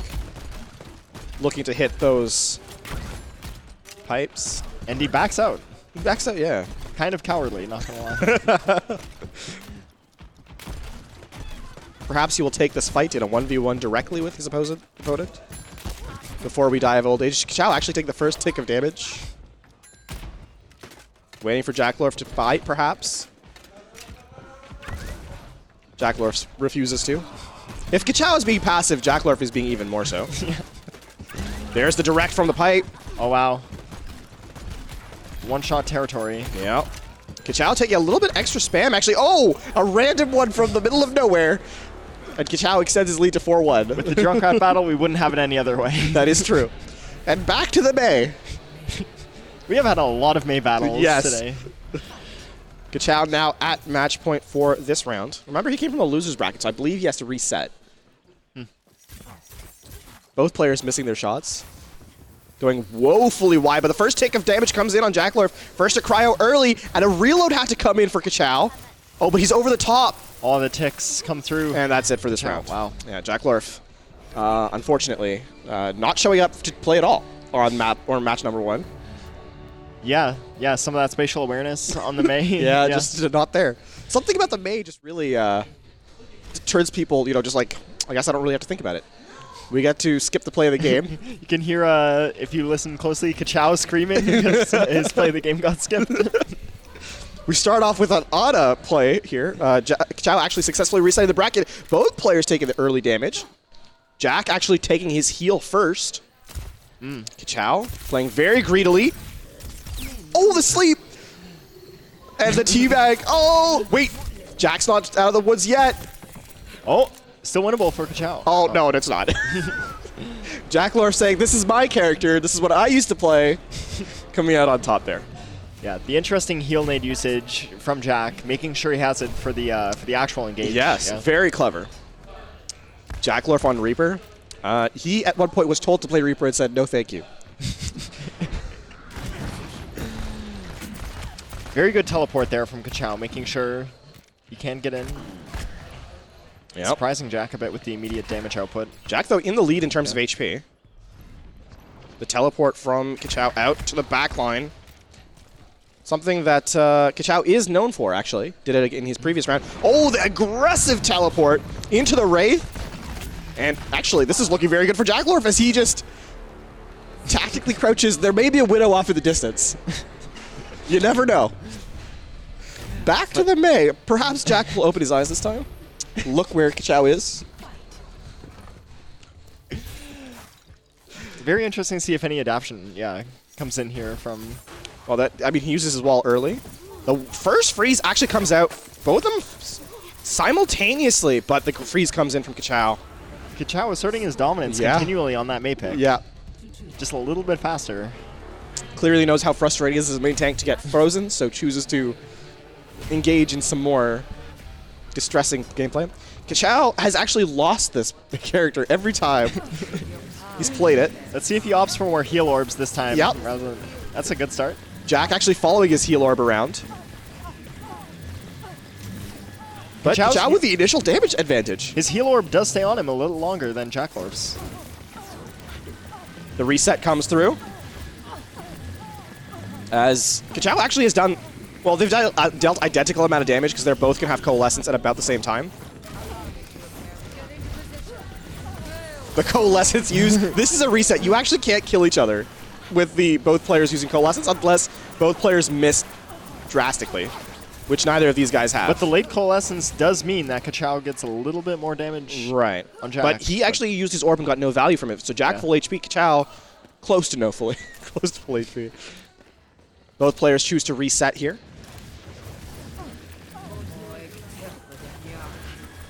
Jack with the low ground actually can't. No one close space to bounce his heal orb off of, so but Kachao's also leaves him in the dust. His is off cooldown now. Whereas Jack with a later... Oh, a very cool bait there from Jacklorf. Oh, the heal orb, the trajectory is following him, leading, yeah, Jack with a very large health advantage right now. But Kachow gets back to his heal orb in time. New set of Coalescence. The Coalescence here. He needs to use this immediately. But no, Kachow will have his as well. And this is actually pretty dangerous for Jacklorf as in the overtime effect. Kachow just has to dodge this Coalescence here, not give a ton of value to it. And this is looking pretty... we are in overtime, actually. This has lasted quite some time. Well, it looks like Jack may be in a bit of trouble here. Could have been finished off with a melee, but it didn't land. Yeah. Kachow, though, with a later orb means he has the advantage here. And Kachow with a fade into the melee. That was exhausting. That was exhausting, yes. Not particularly entertaining, though. More 1v1's known to take a lot of time. Now, here's an interesting one, because Jack does enjoy Widowmaker, right? Quite a lot. But Kachow, we saw him with the clean turn onto Eevee. Sitting in the corner, Kachow. Trying to off-angle. Oh! Wow. Very nice. Very quick to acquire that target. Yes. Unfortunately, we couldn't see it from Kachow's perspective. But I'm sure he will tell us about it forever. Back to the Symmetra. Different teleporter placement right now, it looks like. Jack has already moved, setting up his nest. And Jack actually strafes into 2 right clicks.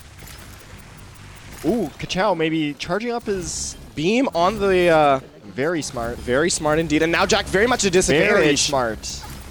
And it's very clean. Wow. Yeah, giving your opponent destructible materials to work off of and charge them up. Yeah, not something that most people would think about. No, very Symmetra, a very fun character to play against.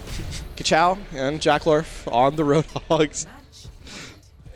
Match point indeed. Kachow very close to the bracket reset completion. Remember, he did come from the lowers finals. Both players spamming at each other. Jack taking a lot more damage, actually. There it is, a good clean hit from Jack. Now has the advantage there, forced to use his take a breather. Both players about even right now. Yep. Jack fighting for his life, and it's not going to matter. Kachow comes in and takes the victory. Kachow is our grand finalist in the 1v1s, all the way from the lower bracket, makes the full run. And terrific gameplay there. What a gamer. Unfortunately, we do have to see the 1v the sharpshooter shot. Jack completely unfamiliar with the territory. And what a shot. Great flick. Yeah. Yeah. Very fast rotation there. Yep. All right, that does it for our 1v1s. Now they'll have to go back and play with each other as they are both on the same team and they are both in the grand finals as we see our replays go through. Kachow very handily, actually, taking care of Jacklorf. Because he had the bracket reset where he had a 4-1 or 5-1. Yeah. And then also in the second round, I think it was a 5-2. So Jack kind of losing track of the mate. Yep. his opponent there. This was a great play by Jacklorf. Gets a little pre-kill teabag, which I like. This is also very bold from Jack, but still ended up working. Yeah. I believe he came into that with a health advantage. Yep. All right, as the remainder of these replays go out, we will be back with the grand finals in just a minute. Don't go anywhere. More games after this.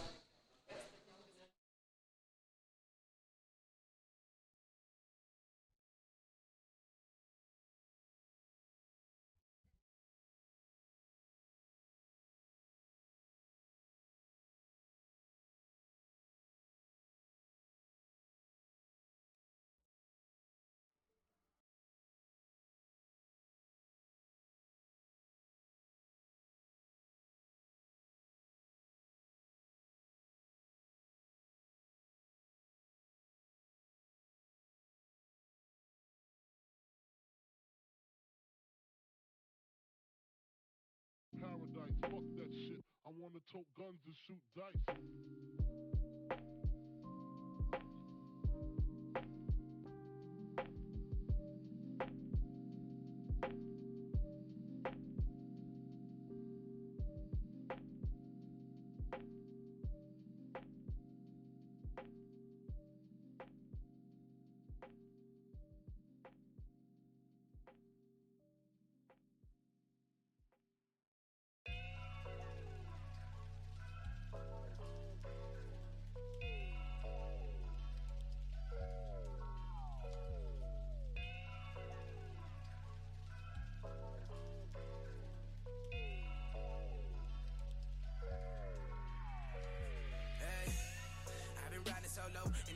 really got me feel like I've been doing the most. And I ain't really got a problem living life on my own. So you're the only reason why that I've been stuck in the song. Hey. Me and you, we really go back. So why you tell us secrets, expecting me all to know that? Wait, hold up, let me finish. I really just gotta spit it. You're gonna get it and never see it coming like a throwback. Now baby, hold that. I'm with the bitches, here we go. Forward them into a bus and now we getting physical. And I ain't really with the front and as soon as we get it touching, she asked me just how I'm buzzing. That's the shit that I ain't fucking with. And I ain't mean to say I'm loving it. Baby girl, just know that I don't like kissing in public. The problem with these women is a hit or a miss. So when they come and we with problems, I just hit them with this. Now my problem, now my, I know you know I never play. I know you know I never play. Yeah. Now my problem, now my, I know you know I never play. I know you know I never play. Yeah. I know you know I never play. I know you know I never play. Yeah. Let's bring it back for a second. Nowadays, bitches only wanna grab your attention, making these statements and fucking all the shit that you hating, embracing every little moment and using mine as a weapon. Yeah. This ain't no joke, girl. You should know I ain't playing no games. So how would you feel if you walked in this club and heard somebody else steady calling my name? I'm here to know you just my foe. I can tell how you feeling. I don't feel the same. I am so cold. I am so cold. I can always feel like there's some ice in my veins. Bless it. Said I am feeling so blessed. So it's fuck Donald Trump and I won this election. Few leaders, I know it's just me and my brethren. Now my problem, now my, I know. Welcome back to the Capital Click tournament presented by Desjardins here at Click Esports. We actually have a very special guest with us here. It is Reiko, who is the off tank of the Ottawa Degens here that played in the tournament. How are you doing? I'm doing good, thank You're you. doing good? That's great. Reiko is actually our youngest player here at the tournament and has won the award for the best youngest player here at Click Esports. So, a couple of questions for you. How long have you been, sort of things like, how long have you been playing Overwatch and what's your experience there? Well, my cousin first introduced me to Overwatch when I was like very young, about 9, I think. Mm-hmm. We were like role playing as a game, and then she's like, "Hey Ray, why don't you play as Diva?" And I'm like, "Who's Diva?" And then she's like, "Oh, Diva's this character from Overwatch." And then I was like, "Why do you ask me to be Diva?" She was like, "Oh, it's because she's pink, and I know you really like the color pink." And I was like, "You know me so well." That is great. Diva, is Diva your favorite character? Do you play a couple of other characters as well, or is it sort of just as much of Diva as you can? Diva's my favorite color. Diva's your favorite character? Yeah, but I also like to play Mercy. Mercy? Yeah. So, actually, a quick question on that. What about Diva would you say is your favorite part of her kit? Definitely the self-destruct. The self-destruct, yeah? Sending it up in the air, trying to get self-destruct kills is always a lot of fun? Absolutely. There's nothing better. So we'll actually get a couple of replays of your gameplay here, or of your team as well, in just a moment. So we will get that up. And while we get over through that, why don't you give us some highlights of how your weekend has gone and how you've enjoyed the games? The one where I killed Larry. Yeah. Self-destruct. That was pretty good. You can kind of see here one of your teammates coming in for some final blows. And that's, yeah, the double kill.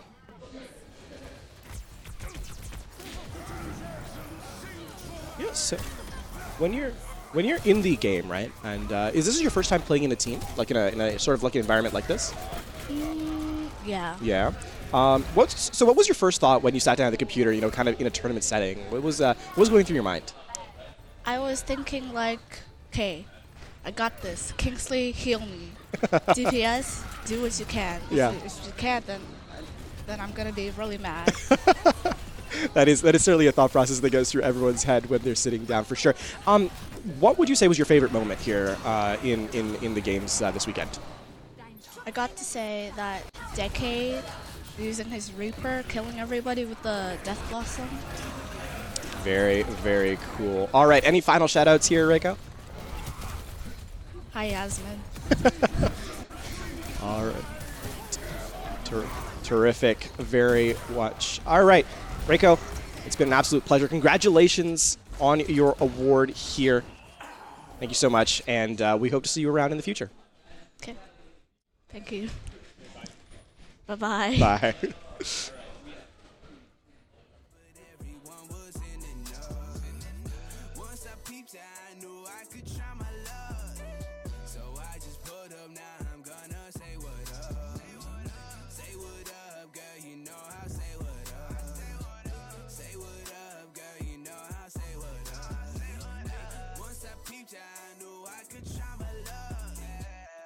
Just put up, now I'm gonna say what up. Yeah.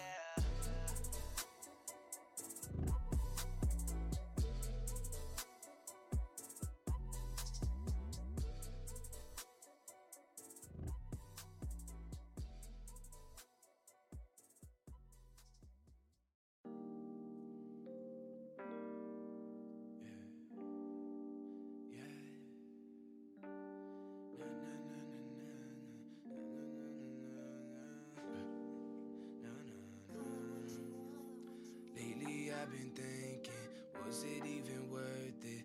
All those times I hurt you, now you really hurting. Ever since I met you, something wasn't working. Girl, I know, but still I let you in, and now you don't wanna sleep, yeah, yeah.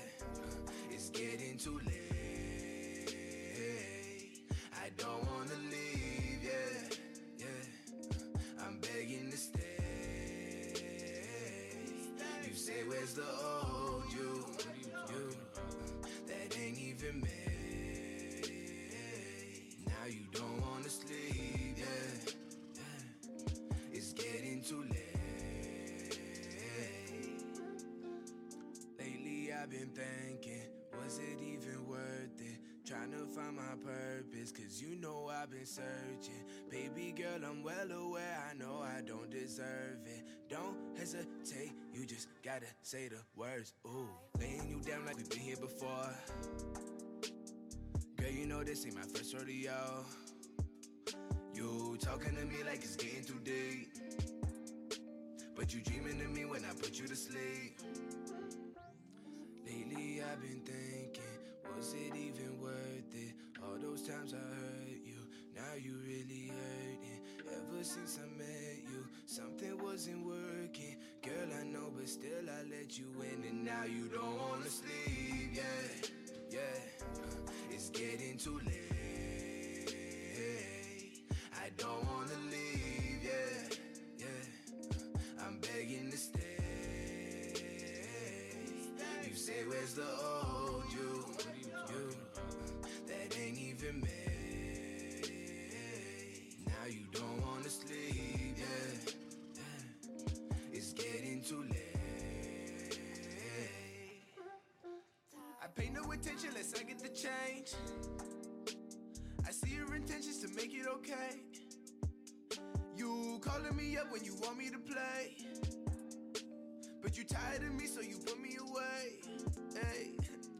Lately I've been thinking, was it even worth it? All those times I hurt you, now you really hurting. Ever since I met you, something wasn't working. Girl, I know, but still I let you in, and now you don't wanna sleep, yeah, yeah. It's getting too late. I don't wanna leave, yeah, yeah. I'm begging to stay. You say, where's the old you? That ain't even me. Now you don't wanna sleep, yeah, yeah. It's getting too late.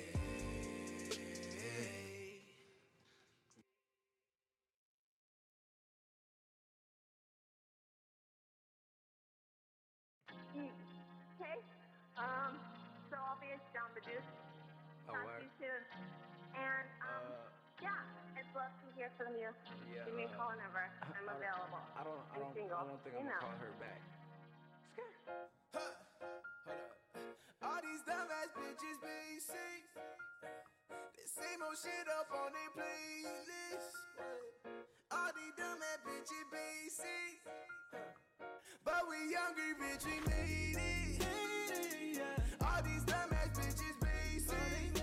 The same old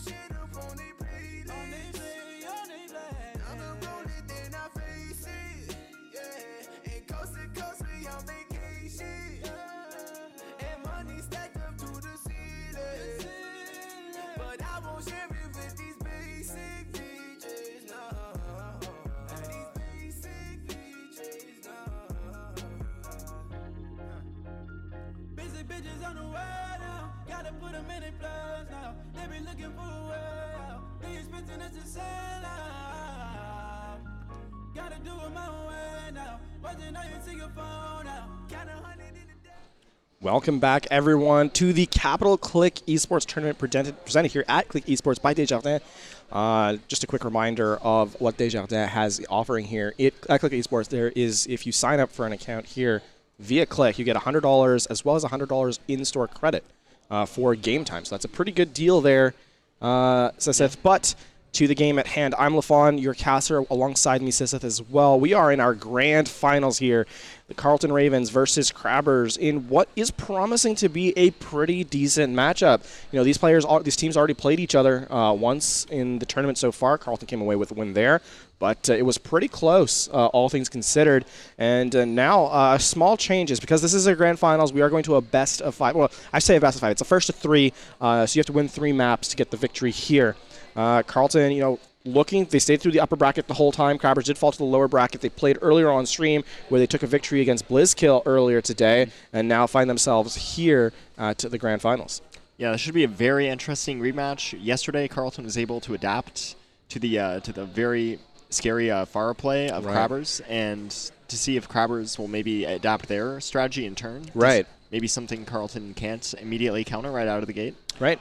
And, Deluxe Rocks actually played a couple of McCree rounds there in response to Larry's Pharah, where he then switched over to the, I believe, the Reaper at times. So as we get set to head into the game, Lijiang Tower is our first map of the day. And interestingly, we actually had 2 players from Carleton Ravens represented in the 1v1s finals that was just played just a couple moments ago as well, right, where they had the, it was Kachow and Jacklorf. Kachow actually getting the bracket reset off his fellow tank player.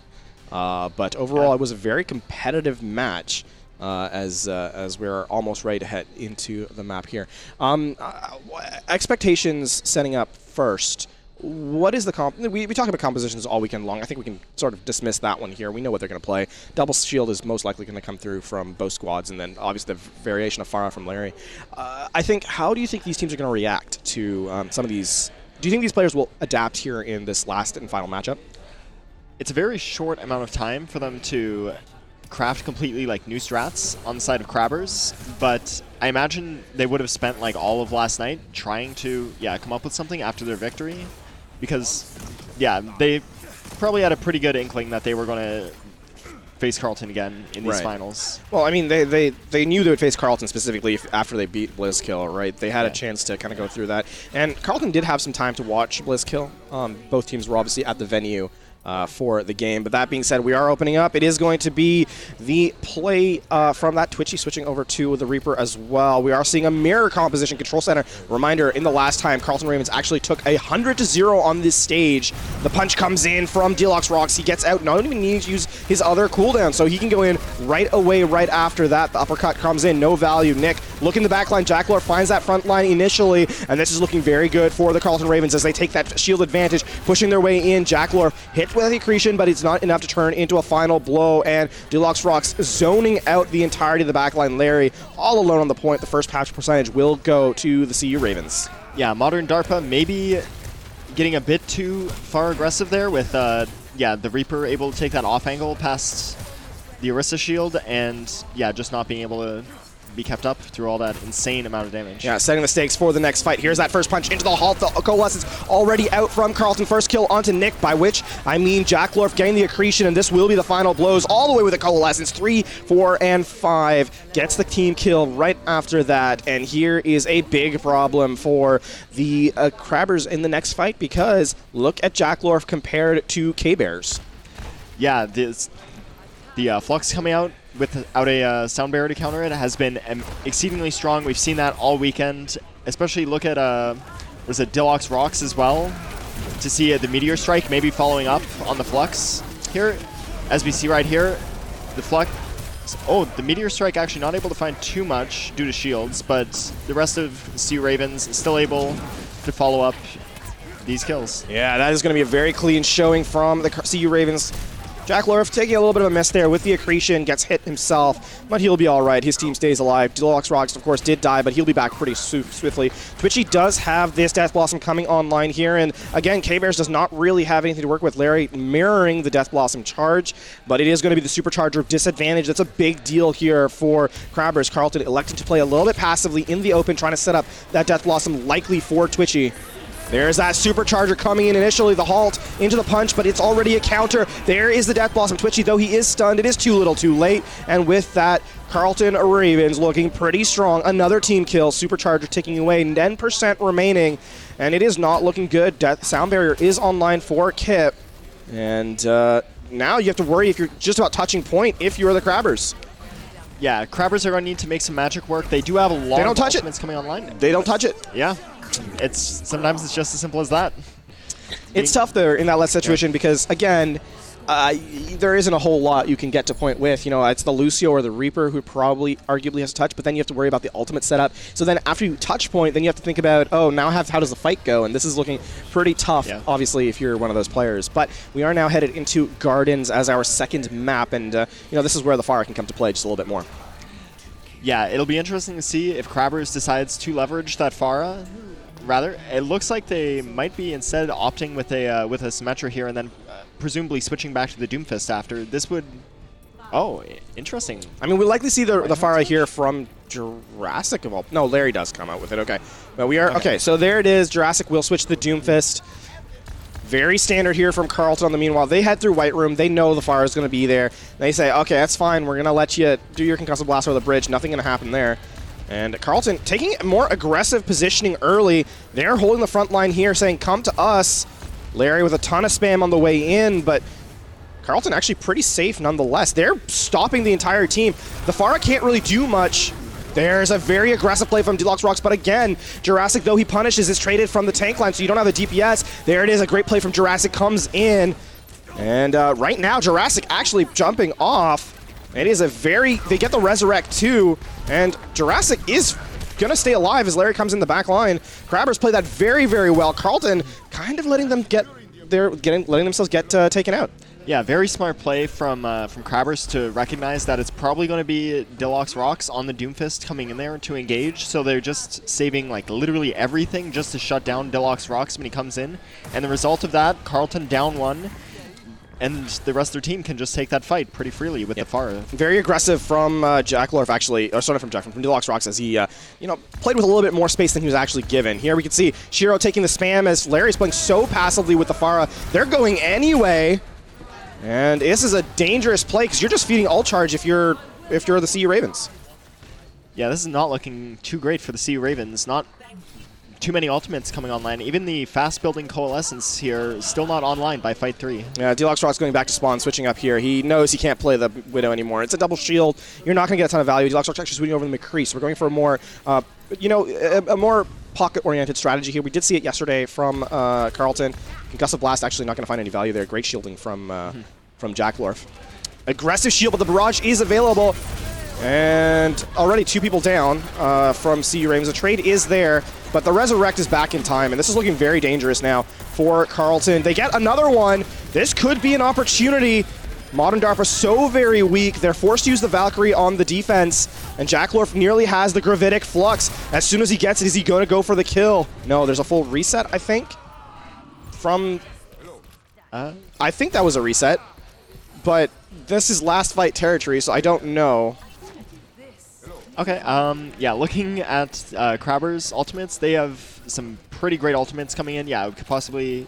Definitely going to see the Supercharger coming out here, being last fight territory, maybe a pull Meteor Strike as well. There is the Gravitic Flux canceled out. Meanwhile, Sound Barrier's there for the CU Ravens and a counter Gravitic Flux, but someone needs to get to point here. Here is the Meteor Strike. It's going to find value as Kip was taken down. Jurassic coming back in for a couple of kills, but it's looking dangerous for the Crabbers as Deluxe Rocks comes in for the final blow, finds 2 for himself, and that's going to be a reset, but it's an overtime fight, and Carlton had to use nearly everything to get there. Yeah, heavy ultimate investing from Carlton. 3 ultimates there. The Supercharger, the Flux, and the Sound Barrier. Although the pocket pick of Deluxe Rocks looks like so far it has been effective. in shutting down what Crabbers has to offer. Although they do have the Supercharger and probably a Barrage coming into this next fight. Yeah, so they have to pay attention to those off angles. Dulox forced to kite away from the Rockets, but a great halt from Kachow, pulls off one, and Kip with the boot comes in. That fight's over and stuff. The tank line just gone before the fight even begins. Yeah, some pretty great playing on the bridge there, playing to the strength of both Lucio and Orisa. Those environmental kills can be very, very hampering. Well, a rotational change here from Crabbers as they choose to go through White Room and send Larry over the bridge most likely. Carlton returned the favor, heading back to point. Remember, this is last fight territory for Crabbers. They only need one fight to win the point. Early coalescence there from Shiro, but it pays value as 3 people dead. The barrage comes in, but it's not going to find enough kills to really be a difference maker. The flash, sorry, that's a little flashy there from Deluxe Rocks. The high noon into the fan of the hammer, yeah. Yeah. You could tell at the beginning of that fight we were speccing Jacklorf, and you could see he was holding his Sigma barrier back. He knew that Pharah was going to be coming in for the barrage. Unfortunately, it does still find value, but not enough for Crabbers to flip that fight. Exactly. And Deluxe Rocks actually stayed alive, so he was able to kill the Pharah before anything was even able to happen. Actually, a pretty clean fight for Carlton. They only used 2 ultimates there. And now heading there. There's the concussive blast across just to stay alive. Supercharger committed from Kachow. Here's the Death Blossom. Dodges the accretion too. A very aggressive Supercharger from Modern DARPA, and he's down early. There is the Gravitic Flux. Sorry, the knockup from Jurassic rather, but it is not enough. Nick coming in. Twitchy played for the Death Blossom, but it was too aggro. Here comes the Gravitic Flux from Jacklorf, perhaps. Remember, this is last fight, no matter who is there. Gravitic Flux over the top, catches the Mercy. Down K-Bears goes, and with the respawns coming in for Kachow, he comes in off the Wrecking Ball for the quick spawn.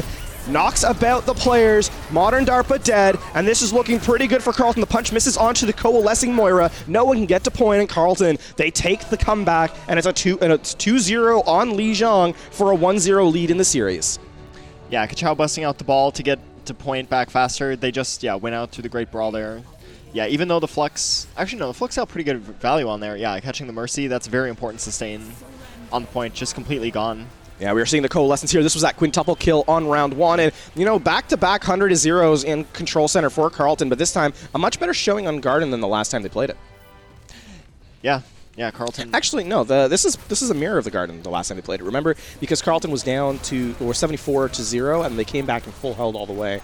So a very similar style there. After the swap to McCree. Yeah. Exactly, after the swap. Yeah, the reluctance a bit on the part of Deluxe to swap to the McCree, but it does seem to be the effective strategy for dealing with Pharah. Yeah, so map number 1 is in the books. Map number 2, of course, is going to be Hybrid. Loser's pick there. And reminder to our viewers, the Grand Finals is a first to 3, so we will have to, the winning team will have to win 3 matches before they can crown themselves as the champion. Carlton Ravens obviously leading 1-0 in the series so far. And our representative from the lower brackets, Crabbers, they did make their way back here for a rematch against the Carlton Ravens. And we get a couple replays here. Jacklorf, this is that last, this is where they reset. This is the retake too. It was a very close round here on Garden, and I have to say I'm very impressed with Jurassic, who has been, I think, a very good. He has understood his limits as a Doomfist player very, very well. Yeah, he hasn't been getting caught out too much at all. Yeah, just getting great value without too much support needed from his team. Yep. Well, so that was map number 1, and yeah, again, that was the last couple of. You can see the Wrecking Ball there as the Gravitic Flux expires, and yeah, at the very end there, Carlton Ravens they kind of came in, and I think one thing that puts Carlton above Crabbers right now is that the Sea Ravens, what they do is in fights where it's kind of scrappy and even, they kite a little bit more aggressively than a couple other teams would, right? So you end up with a fight where yes, you're trading back and forth kills, but the team with the superior health advantage is Carlton, and at that point in the last fight territory, when respawns are so delayed because of overtime, you can kind of say, okay, the larger health pool will often come out on top, and so Carlton Ravens a little bit more of an advantage there. Yeah, Carlton showing definitely a lot of mechanical skill as well as team-based skill during these extended brawl fights. Yes. On point. Yeah, good target focus. Well, we are We are going to go into the map very, very shortly. It is going to be a Hollywood as our second selection here. Reminder, the losers do pick map, and winners pick side. So we are elected to see the same setup here. It's Crabbers in red and Carlton Ravens in blue as they get set to go. And Hollywood is an interesting selection because, unlike Kings Row, unlike Numbani, which I think, considering that Crabbers does have the option to go to, and they have a fantastic Pharah play too, Hollywood, you don't really see a ton of Pharah here on this map. Yeah, not traditionally thought of as exceedingly strong Pharah map. It'll be interesting to see, if maybe they've practiced another pick on this map. Right. Rather than the Pharah. If they do try and make Pharah work on this map, it could be detrimental. We are actually seeing a composition from Carlton that, says we think that you're going to start off on Pharah because you've got the hit scan pressure from Twitchy on the Ashe there. Deluxe Rock's going over to the Reaper. Right, he was playing a ton of Doomfist, so clearly some flexibility on this roster in terms of what they're capable of playing. I mean, Deluxe Rock was playing Doomfist and switched over to McCree, so clearly has hit scan in his repertoire. Played some Widowmaker, but a reminder to all our viewers: with double shield, McCree or Widowmaker not too good. Yeah, it's very hard to find value usually. Yeah. They will be rolling out on the Sombra potentially just for scouting. Yep. Twitchy, or Deluxe Rock's rather, playing a very aggressive play. Teleports back in, sees what they're running, and the swap's going to come through here. Reaper, Doomfist. Okay. So they're playing a more standard composition. They recognize this is the one thing about it being the defense. You have to show your hand. Yeah. This will be potentially pretty strong into what Carlton is running. If they can exceed in that brawl, which the Reaper Doomfist is meant to do. Deluxe getting kind of caught out. He gets out, though.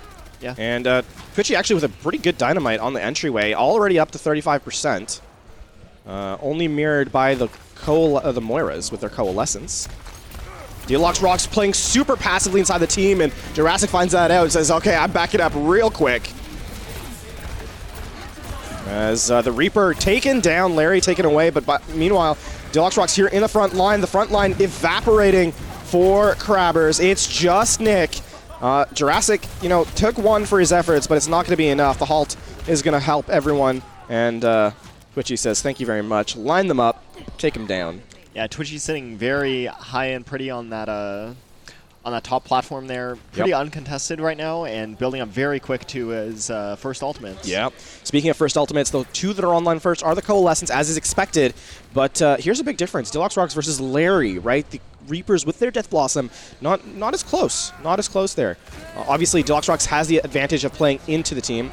That Coalescence was early, but it pays off. Shiro gets hit by the Accretion, but it's damage done. As this has to be a reset. This does have to be a reset. You're not going to win a 5v6 or a 4v6. Even Jurassic trying to get this is really dangerous. With the fact that we're getting out so slowly, Carlton's actually chasing them into the spawn. And Deluxe Rock's looking. He's searching for that kill. Yeah, trying to extend the lead as much as possible, but you have to be really careful when playing that close to spawn, that it doesn't snowball back out of control. Yeah, one person I'm very impressed in is actually Nick, who's in line with Jackalorf despite his team taking so much, deficit. Very true, yeah. Sigma not usually a character that builds a lot of ult charge when your team's... Oh, Twitchy. Finds Larry, who's played a little too far forward, and now it's another 5v6 here. With a minute 34 remaining, Carlton, again, this is looking pretty desperate for Crabbers. They have to build up to some ultimates, but it's taking them so long to do so. Yeah, everyone's sitting at around like 80-90%, but yeah, so next fight they will all be online, but at the same time, Carlton will have 5 ults as well. So yeah. You're looking at, an early Coalescence, but the Bob is right there. They just waited, and Modern Darper takes so much damage. First death is, in fact, on the side of Crabbers. Twitchy does go down, but it's not going to be enough. And Carlton will hold again, and this is a really tough place to be because you did not, you not force as much. Well, actually, no, you forced quite a bit out of Carlton. Actually, I will say that. If you look at the ultimate charge there, Sizek. Yeah.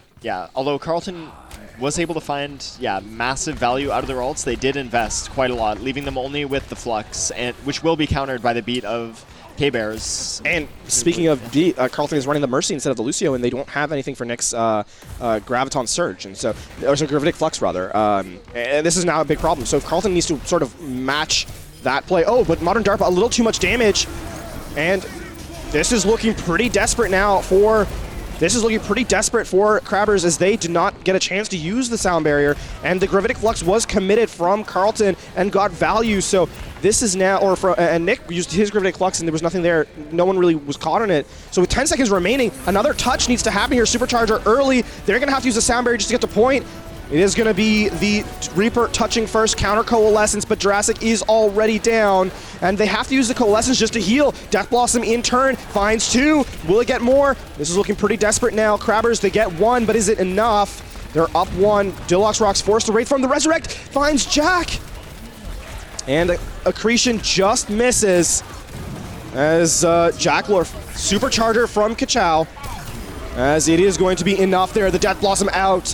And that is looking so desperate from Crabbers. They get 1 tick, 1/3, 37.3%, but that is all that they will have to contend with.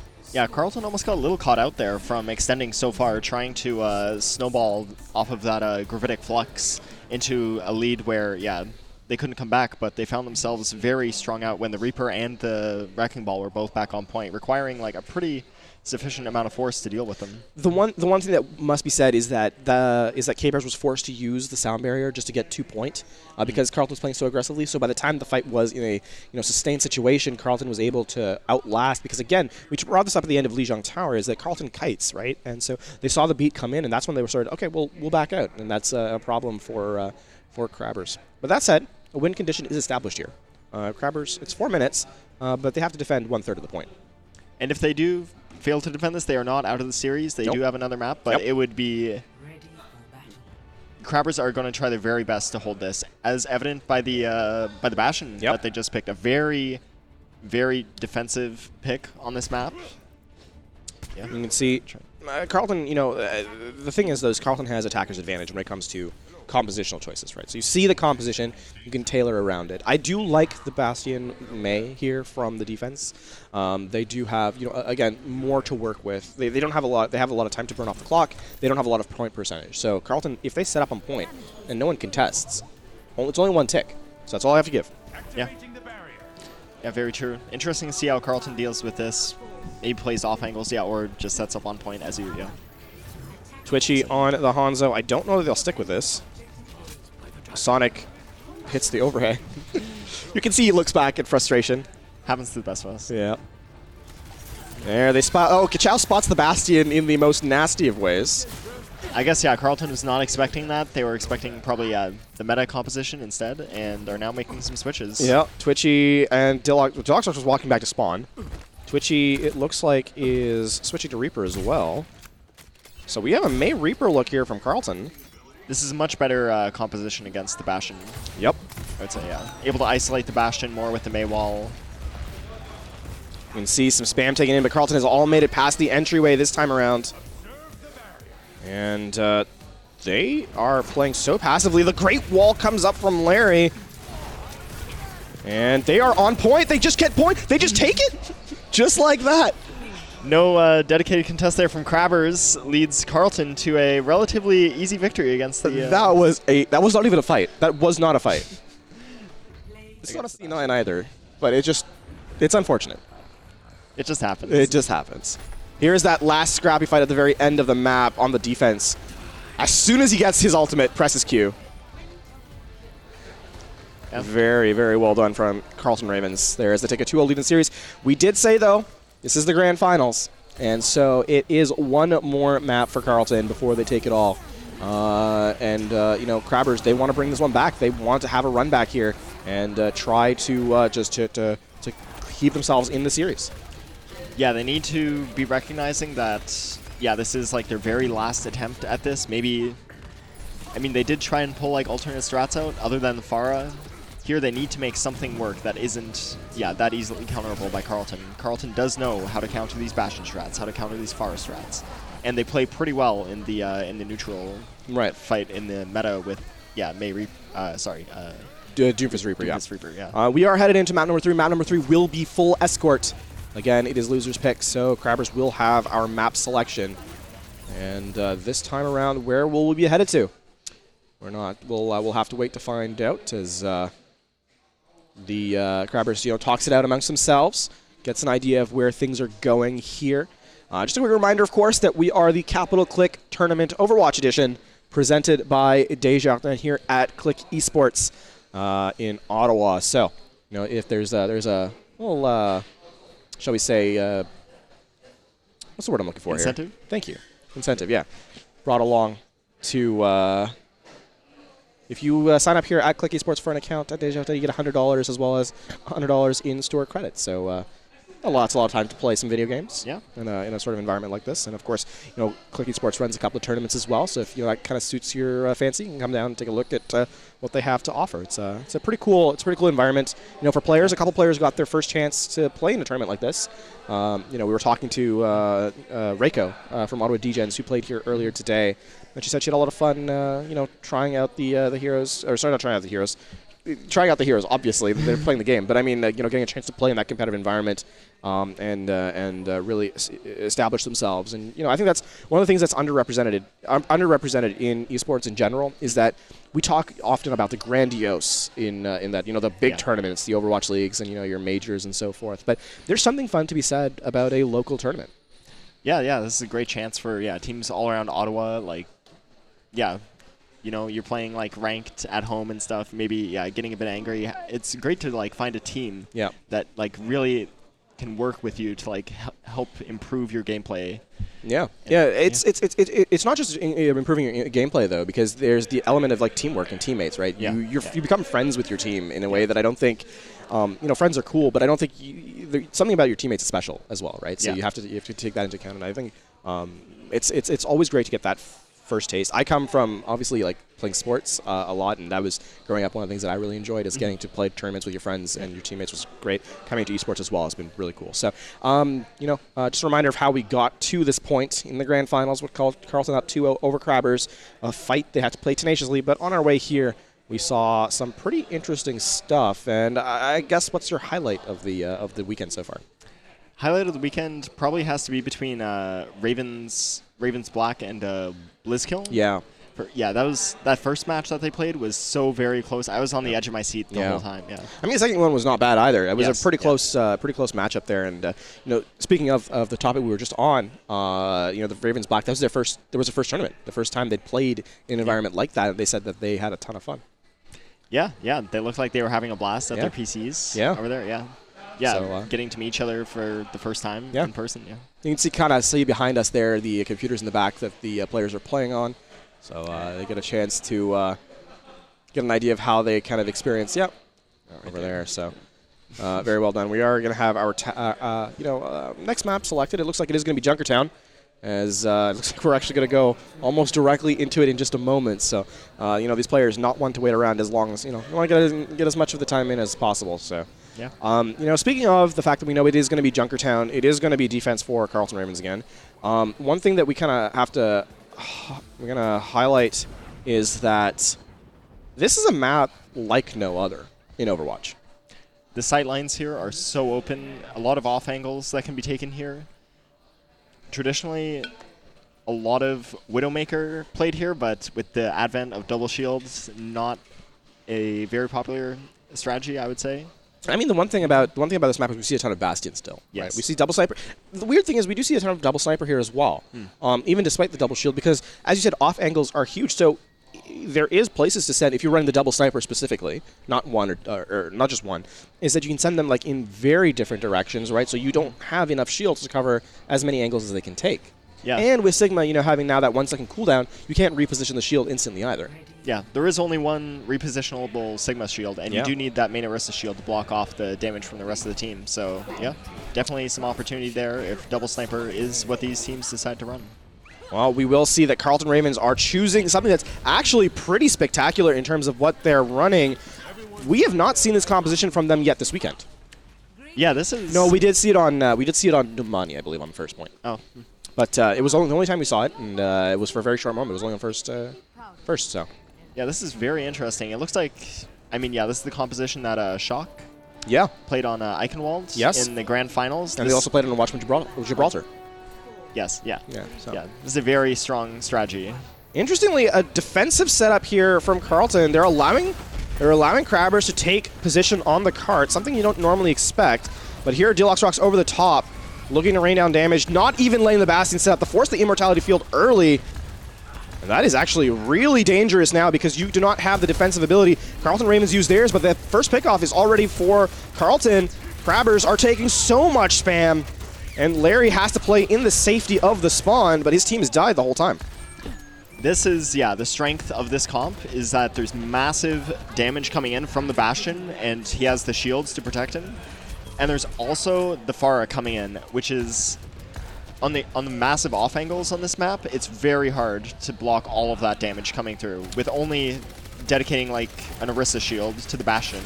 Yeah, we are going to see a halt come in and a swap sides or character swap from Crabbers as they go to the Genji Ashe. This is interesting. We don't see a ton of Genji played. Forced to dash away, already used Deflect. And the Crabbers are looking very, very strong at the top as the Immortality Field is used. Shiro taking down the counterpart in support, but not before a trade. The Resurrect is there, however. And Twitchy, oh, that's bold. Oh, Jurassic comes in with a kill. That's actually really strong because Resurrect was committed onto I believe Deluxe Rocks, actually. Yeah, Twitchy finds himself very far behind enemy lines. Deluxe Rocks forced to kite. A great shot from Larry, taking them down, and Crabbers are looking to get their offense. Carlton kiting all the way back here. Yeah. Carlton with that very aggressive positioning there. Let the Onanade just come through right on top of them, right past the shields. We're actually seeing some switches come in from Carlton. Twitchy over to the Tracer, as well as Deluxe Rocks walking back from spawn on the Hanzo. Pay attention to the flux from Jacklorf, though. Deluxe Rocks almost one-clipping Larry at range. The crouch spam happening in there too, and Larry does not know where to look. In the meanwhile, on the point, it is Jacklorf taking the aggro play. Carlton, Twitchy actually doing a great job of just staying alive. Yeah, very good to distract like the back line. Yeah. The halt is there, the accretion goes up, but unfortunately no one was tagged with it. So a change in strategy here from Carlton, and now, one thing to keep an eye on is the Nano Blade, a possibility here for Crabbers. Deluxe Rocks, though, picks off Larry in the distance. There's the early Immortality Field. Walking forward is Kachow, and they take down Modern DARPA. This is going to be a reset now as Carlton pushes to the spawn. Yeah, Tracer not traditionally seen in this meta, but she did just undergo those series of those buffs, really. Individual range buff. Yeah. And that makes her very viable, especially, yeah, with the Sigma shields adjust coming in. Yeah. And that's a good kill from Deluxe Rocks. They put the Dragons in, does not cancel a res, but in the meanwhile, Twitchy's in the backline, just causing havoc. There's the death. Oh, Jurassic, that is so unlucky. That is so unlucky. Very unfortunate. But Carlton, yeah, opting to go with a very aggressive strategy here, and it's working out quite well. They're not letting Jurassic get the setup. They're clearly looking for the Dragon Blade, the Nano Blade, right? But they're not getting the setup that they want from the dash into the Nanos, so that's a real problem here. Yeah. As they have 30 seconds remaining. This is last fight territory, and they need this Dragon Blade to be good, but Martin DARPA goes down again. There's the death. Oh, the defensive flux. The defensive flux. He doesn't kill Jurassic, but it prevents him from getting dash resets, and it drains out the remainder of the blade. And though the Bob is on point, Kachow will go down, but this is still not out of the woods yet for Crabbers as Jurassic taking so much damage. They're looking for a target, anybody at all. And that's one down already. Jack gets the kill onto Larry. As they find the play, Jacklorf gets the kill. Modern DARPA on point, forced to use a supercharger, but Shiro with the amplification matrix, and that is going to be it. Though they had the kills, though they had some tools to work with, it is in fact going to be Carlton. Holding here is the overtime ticks away. It's the modern desperate contest from Crabbers. And it's just one left in the cart. The Wrecking Ball, the desperation play. The Reinhardt also coming in. Nothing doing, and that'll be it. Wow. That the consistent value from Dilox there and Twitchy, both Twitchy distracting and I think getting occasional picks as well, but Dilox consistently getting picks on entry there. And that's one of those things, right? On his own, Deluxe Rocks is pretty, squishy as the Hanzo, right? You wouldn't think of him as necessarily safe, especially considering the composition that Carlton's running, but he was just never really besieged because the Genji could never get in the backline because the Tracer was, tearing up the supports. And at that point, it's so tough to play if you're the DPS player. So credit to Carlton for dividing and conquering. Really is the way I would say is that went about. So. Yeah, great adjust too. Like after being forced off the Bastion strategy, the quick adaptation, really letting them pull off a very impressive first point hold here. Well, the Assemble the Hero stage is active. Carlton Ravens, we can see the payload in the distance. There's that yellow box of victory just past the halfway point of first.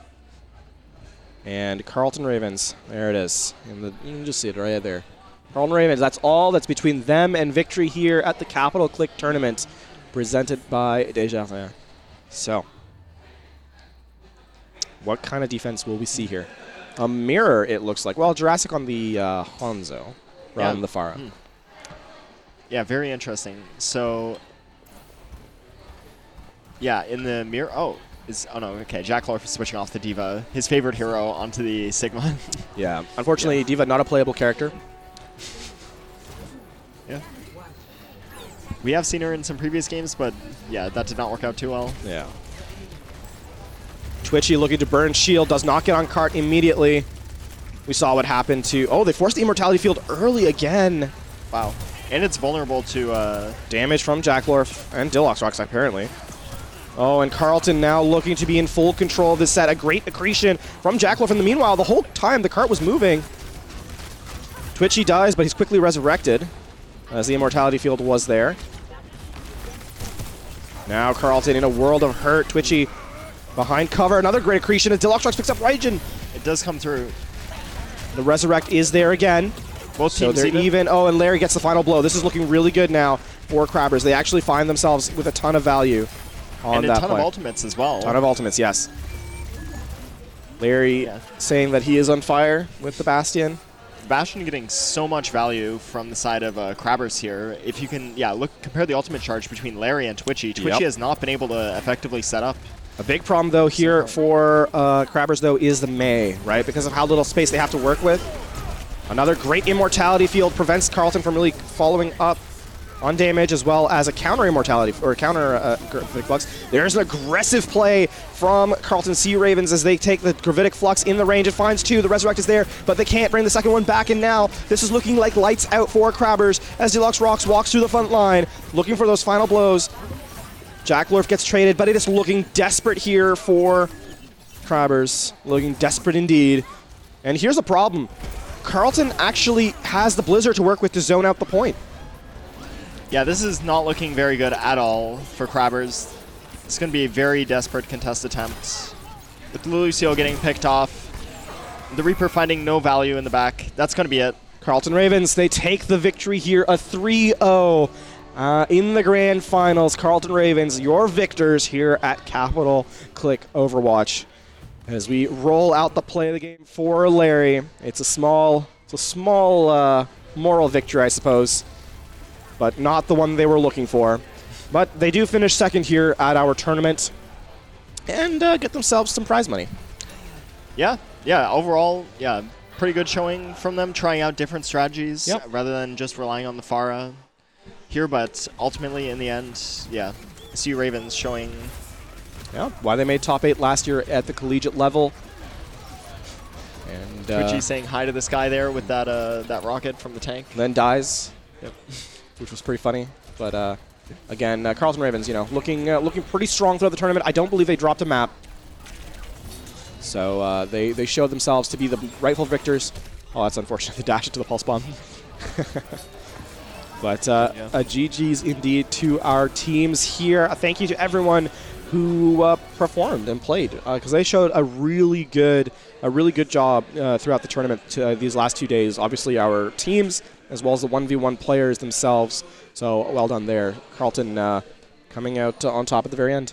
Yeah, great showing by all teams. Yeah, really. Yeah, it was great having everyone out here. Yeah, absolutely. Ottawa locals. Yep. All right, so a massive thank you to Capital Click, massive thank you to you for watching, and of course, a shout out to our victors, Carlton Ravens coming in first, your grand final champions here at Capital Click Overwatch. presented by Desjardins. Thank you so much, and we hope to see you again.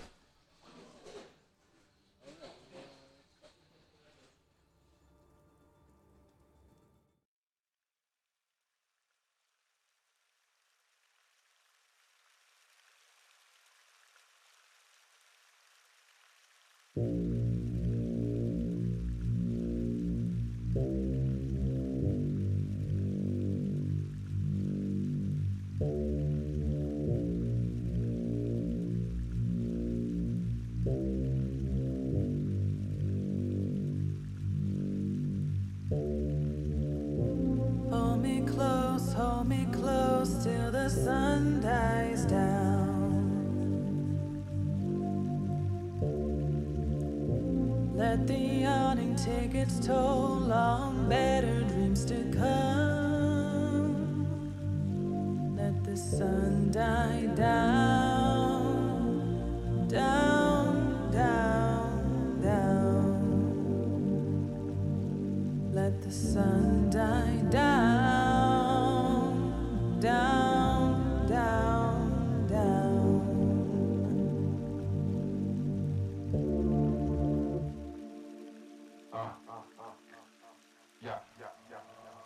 Almost forgot to remember it. The goddess of dreams has always been illiterate. All these men are just contemplating these bigger fish. Bitter innocence, got our spirits up in different shit. I'm wearing more than just a crown. Metronomes are found in my ultrasound. Images of thoughts within infinity's emporium. Living through us is really just our own opium. You count yourself before I do it for you.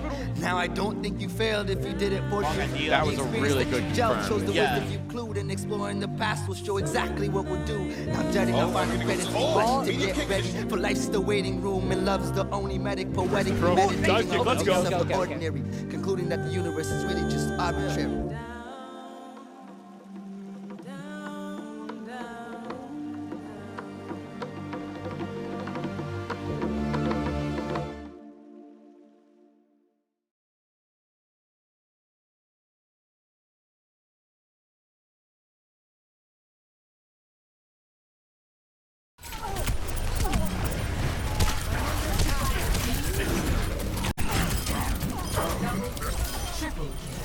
Me hace lo que el viento ajuare. My ultimate. Get into position. Activating the barrier.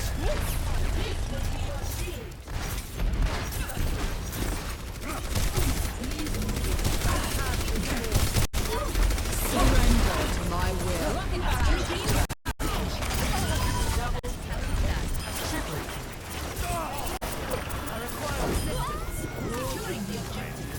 Back up.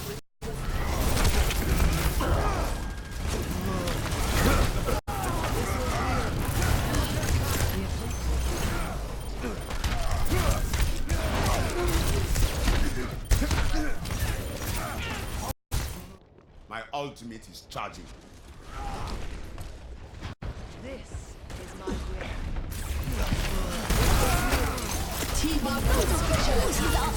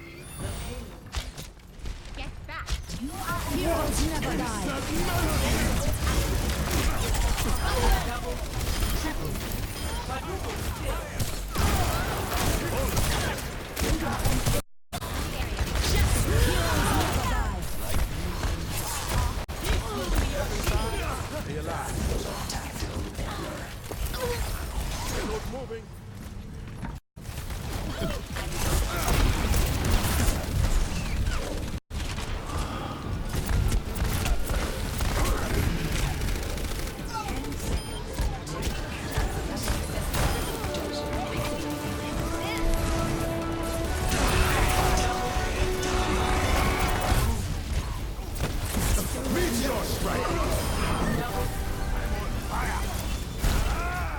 Hello there. Get in here.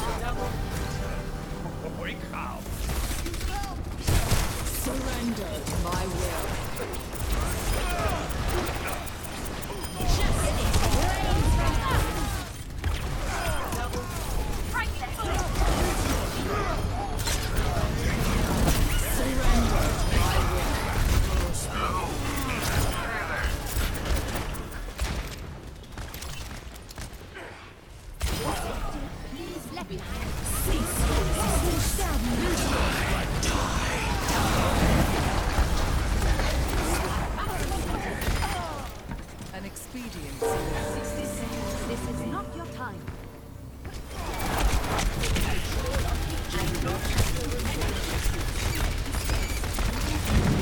Schutzengel ist da.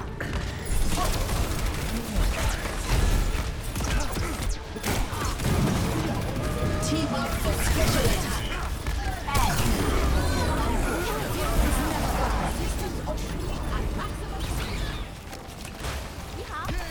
Let's move it, people. Observe the barrier.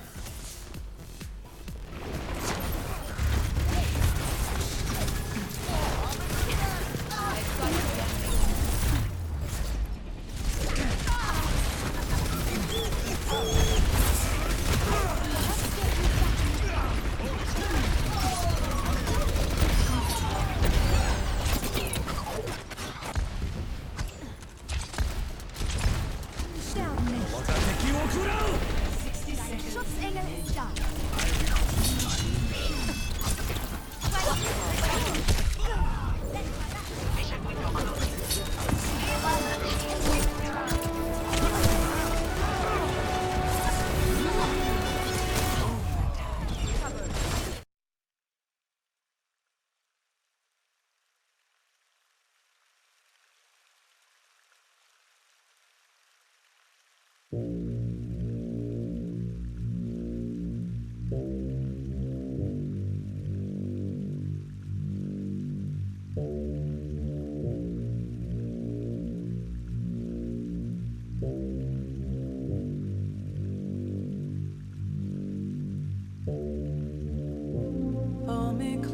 Hold me close till the sun dies down.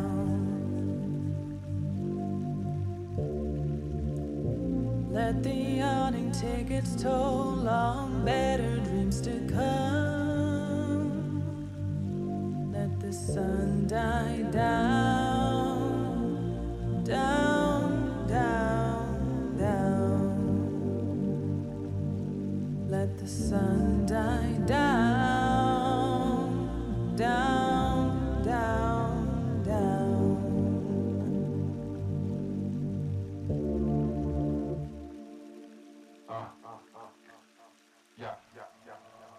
Almost forgot to remember it. The goddess of dreams has always been illiterate. All these men are just contemplating these bigger fish. Bitter innocence got our spirits up in different shit. I'm wearing more than just a crown. Metronomes are found in my ultrasound. Images of thoughts within infinity's emporium. Religion to us is really just our own opium. You count yourselves before I do it for you.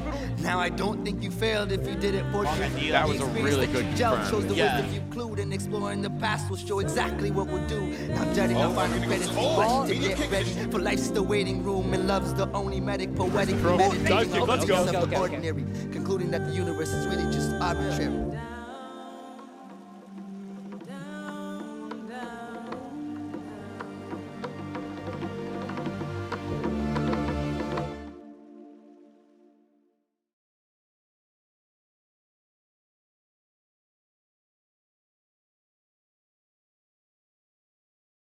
Call it medicinal. Man, this game on easy play, you think it's difficult. Hating niggas miserable, this shit so typical. I silence all of the critics, shit is critical in each and every way. They love how I play with the syllable. Young Cena, they can't see me, I'm invisible, but it's okay. Every day be different though. I'm all in with this shit, you can see it in my video. Moving fast, but I'm sipping slow. Felt like a minute though, I'ma pour a deuce, call me Bigelow. Ain't gonna be nameless, gonna be famous. I just wanna ball like I'm Jameis. They can see the M, they know who the gang is. Give me hella brain like she went to Cambridge. Always telling stories, but they fictional. Way I leave them dead, nigga, that's at 6 below, it's J. We made magic happen, shit was mystical. I ain't never stopped, nigga, they know it's a go. It's a go, yeah, nigga, it's a go. Used to run with thotties until I got sick of hosing every day. I just won't get rich, that shit my ritual. Put these niggas in the pit, man, they so pitiful. I ain't tryna boast, get all kind of votes. You niggas all kind of jokes, you really